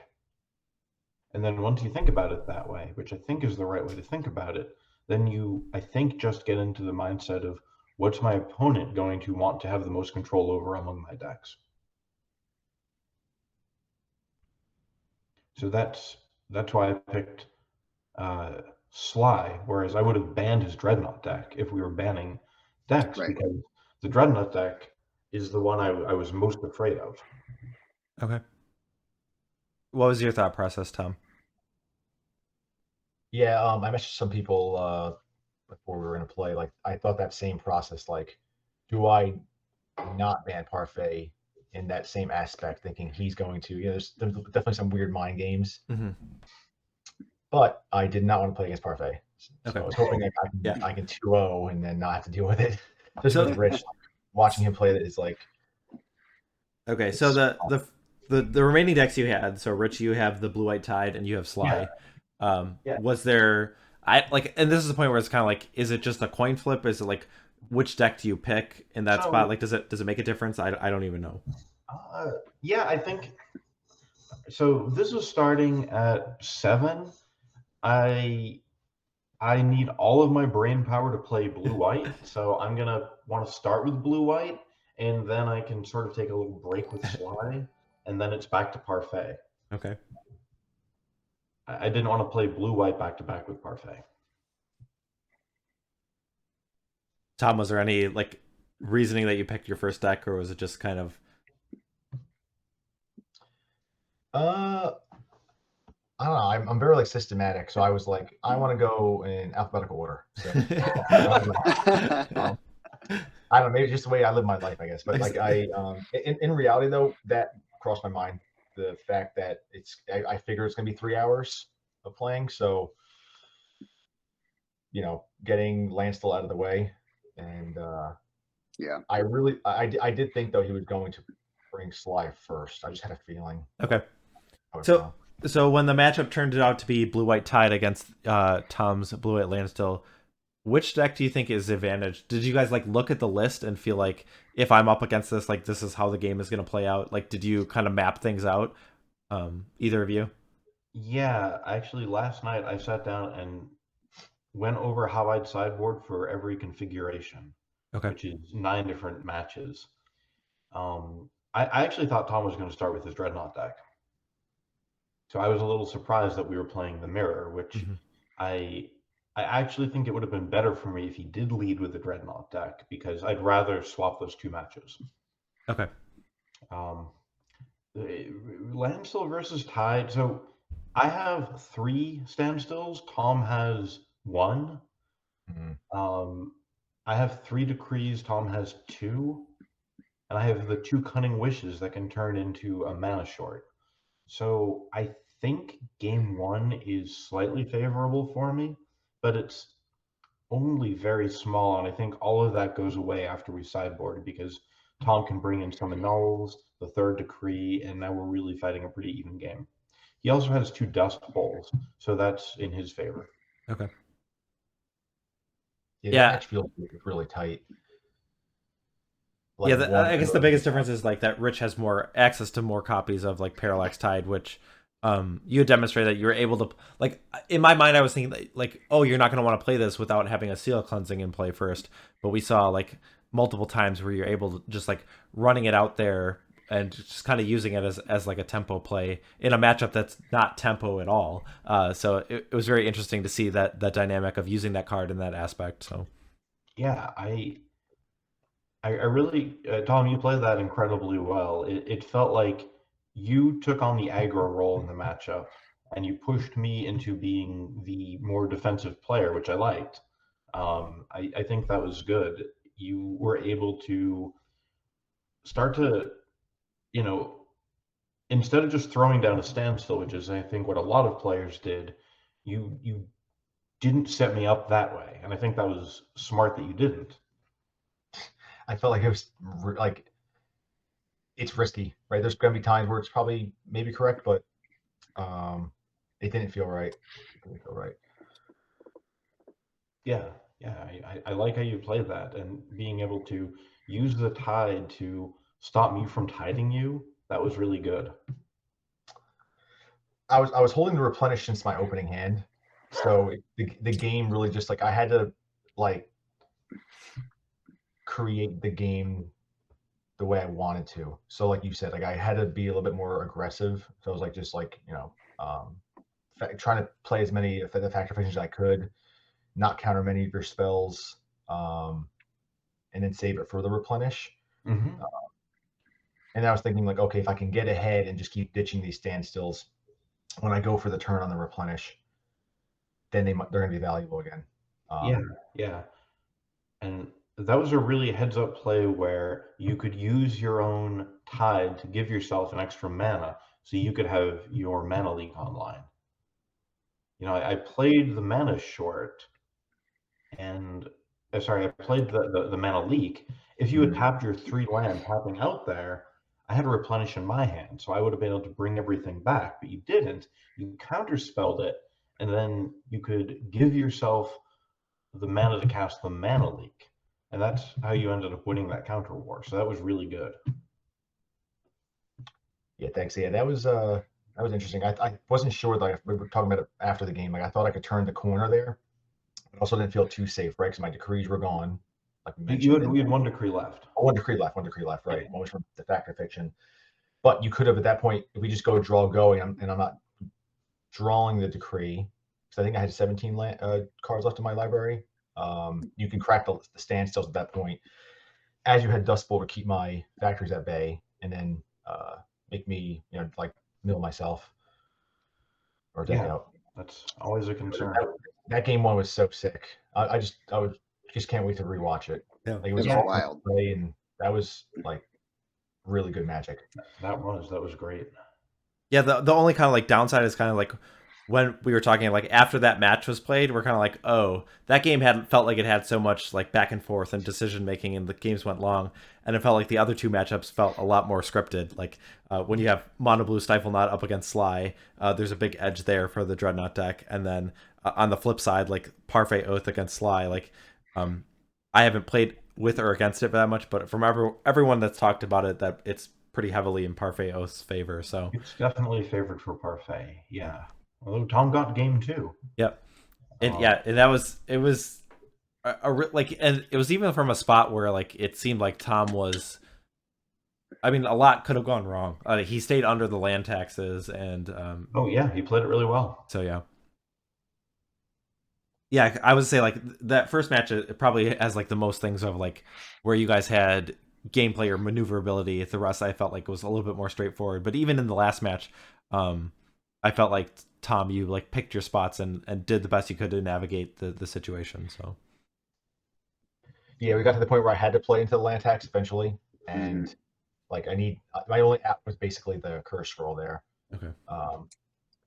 I knew I was doomed when I curse scrolled the first time. Named from Lava Mancer with 2 in my hand, and I get the curse scroll. Here's I Very was like, good. that probably means it's over. yeah. But yeah, I actually maybe like that turn when I had the scroll rack and I was going to activate it there, I thought like I could still win that game. But whiffing there was like actually a really big deal. Okay. Yeah. Yeah. I was sitting there holding an Armageddon. And I was thinking, like, if the scroll gets out of hand, I can Armageddon to shut it off for a while.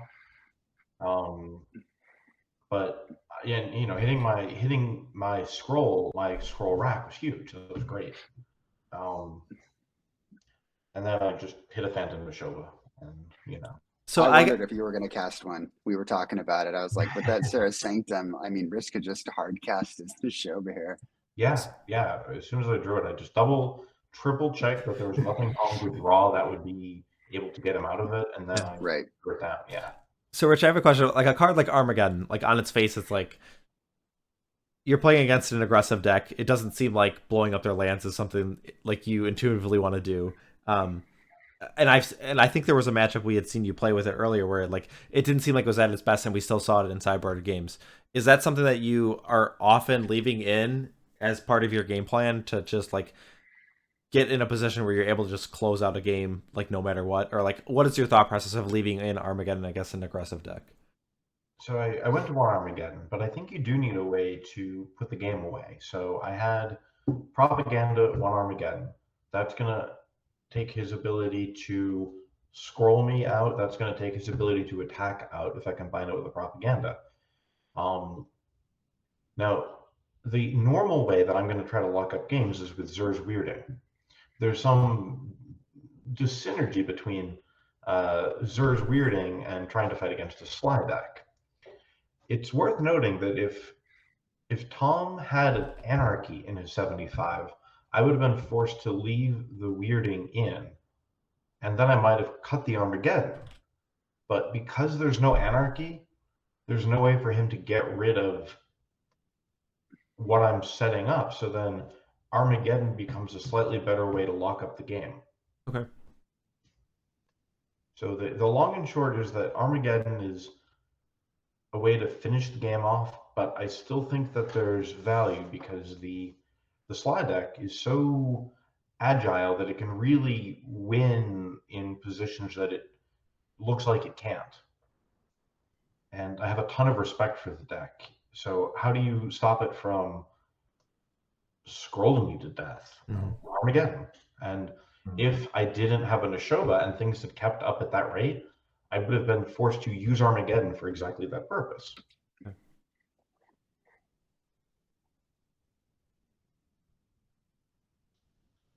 Yeah, I'm just looking at chat to see if they have any other questions. Just looks like a lot of congratulations to both players. So, yeah, Flint, do you have any questions that you want to ask the players? I don't. I think the most interesting match was the first one, and it was that first game. Agreed. The rest kind of played out how we thought it was going to play out. I think both players played well. Congrats to both of you for making it to the finals. Congrats to Rich for winning. And thanks for participating. It was really fun to watch you guys play. Thanks for the invite. This was a lot of fun. Tom, do you want to say any last words, and then we'll go to Rich, and then we'll do a sign off? Yes, last words. Famous last words. My streak continues. I can't win pre-modern tournaments. Let's see. And no, Rich played excellent the whole way through. The whole group also was just awesome. Like getting to talk with Flores, BK, Matt, the whole group, everybody. It's just what an amazing group. And thank you both, Flint and Mike, for inviting me back. It's such a cool showcase, right? I was thinking, I was preparing for when you guys were just going to like announce it anyway, not knowing I was going to be in, and looking forward to watching it. It's just awesome to, get pre-modern content and with commentary and the best decks and all that kind of stuff. It's amazing. And just being part of it was much, even much more exciting than I could imagine. Like, I just didn't think I was going to be back, and I was looking forward to watching it, and being part of it was awesome. So congrats, Rich. It was awesome. And yeah, just appreciate it. That's eloquently put. I'm really glad that you guys ran this. Thank you, everyone watching. Thanks for tuning in, because this wouldn't be a show if it weren't watched. And the ability to get together and play these games from our houses and show people what an interesting dynamic format pre-modern is great. And I'm glad that we're able to send this out there into the airwaves for people to consume. Guys, it was an honor to be asked. I know that I was at first hesitant to even play given the time. I didn't want it to go too late, but you guys were very accommodating, letting me play earlier in the night, not having me start at 11 or whatever time. Yeah, it's an honor. This was a lot of fun. Everyone in this group was awesome. It was a really, really strong group of players, and I think we had a good time at it. It was a lot of fun. Yep, glad to have you. Congratulations, job well done for both of you. I think you should be proud of all very well played. Like it was a lot of situations. I think you guys made decisions that most people would not have made, and I think you guys were correct in those aspects. So it was really fun to watch, and I really enjoyed having you guys. So job well done. Thank you. Thank you. All right. Thanks, guys. Night, guys. All right, Flint, as we say goodbye to our players, let us wrap things up from our perspective, as I'll jump over. I guess we could stay on the screen for a little bit. Do you want to say anything for the series, or wrap up anything you want to say to the people still watching? So I would say this series has been pretty impressive. Probably the most competitive one that we've had. They've all been memorable for respective reasons, and I think you and I are going to need to sit down a little bit and talk about the next time we do the series, how we want to do it. I have a couple ideas. I know that the community has some ideas, and we've seen those online. But I think the next time we do it, we may need to change up a few things. Still keep the spirit of pre-modern, but maybe change up the format a little bit or something in terms of the decks or the lists or the ban system or whatever. Because this is great. Certainly it'll always change with the metagame and new decks that come out, right? So when we first started doing this, Parfait wasn't a thing. Mm-hmm. I don't even think Tide Control was a thing. Nope. For series that we did. But I'm looking forward to seeing how the format continues to develop. I mean, when we did the first PSS, I don't even think Survival Elves was a thing. So yeah, I don't think it was. It definitely was for season 3. I mean, Dreadnought, I don't even think was a thing. So was it? Was it not? I think it probably was. Maybe it was. Dreadnought's been around for a while. All right, maybe that one was, but back in my day, we didn't even have Dreadnought. But no, this has been great. It's been really cool. Just for the new viewers out there, like when Mike and I started to do this, we did it because we wanted to get the word out about pre-modern and to create more content. And I think on some level we've succeeded, and I think we have more and more viewers each time. And to your credit, all the hard work you put in, production value is great. It runs really smoothly, and it's a pleasure to be a part of it. And I'm glad that we're still doing it. I'm looking forward to doing it down the line as well. So I will just conclude by saying thank you to the players for donating your time. Thank you to the viewers for tuning in. Thanks to you, Mike Hoyp, co-host and production specialist extraordinaire. And Premodern is the best Magic format of all time. So if you haven't played it, go online, join the Facebook Premodern Online group, and play some webcam games, and then spread the good word in your local community if it hasn't been spread yet, and start some local play groups because it's a lot of fun. Yeah, I'll just kind of echo the same things. Really thank the players for putting on a great season. Really was fun to watch them throughout all these weeks. Really tight Magic from some great players. Really enjoyed that. Thanks for everyone who tuned in. I mean, like, a lot of the names that we see in the chat are here every week. So I want to thank you for being consistent and really being part of this community and the show with us. That's really fun. And yeah, everyone else who's able to tune in and enjoy it, appreciate that. But yeah, this has just been a lot of fun, and really happy to do this with Flint. Thank you for all your hard work on this and being here. So I really enjoy this, and I'm glad that everyone else can appreciate it with us, and we can showcase the greatness of Premodern. And so really enjoyed doing this. So thanks, everybody. But yeah, I guess I will jump over to here. I guess the next thing I will talk about is we have fall brawl matches that are upcoming. So we had our top 8 that was decided at the end of October, but my schedule was a little busy. I just contacted the players today. We are going to try and see how many of the matches we can play on this weekend, since I am available to stream. And I don't have very many weekends where I'm free. So we're going to see how many of the matches we can play this weekend, and we will look forward to play our quarters, semis, and finals in the upcoming future. And we have some names that you might be familiar with in our Fall Brawl top 8. Rich Shay is one of them. Tom Metelsky is another one. So it's not a surprise that some of the players that we featured in this showcase are also doing well in other Premodern tournaments. So yeah, so tune into those. I'll make posts once we have times finalized, but if you're following the channel, you should get a notification when I go live, and that will likely be me doing a broadcast of the quarterfinals of the Fall Brawl. So how did my volleyball team do? All my seasons are still currently going, but in my 16 team, I think we're 5th right now. That's one I play with my wife. And then one where I play with my friend, I think we're like 5th or 6th of 8, and we need to be in the top 4 to advance. And then the other one, there's like 10 or 12 teams, and I think we're first or second. So overall good. But all right.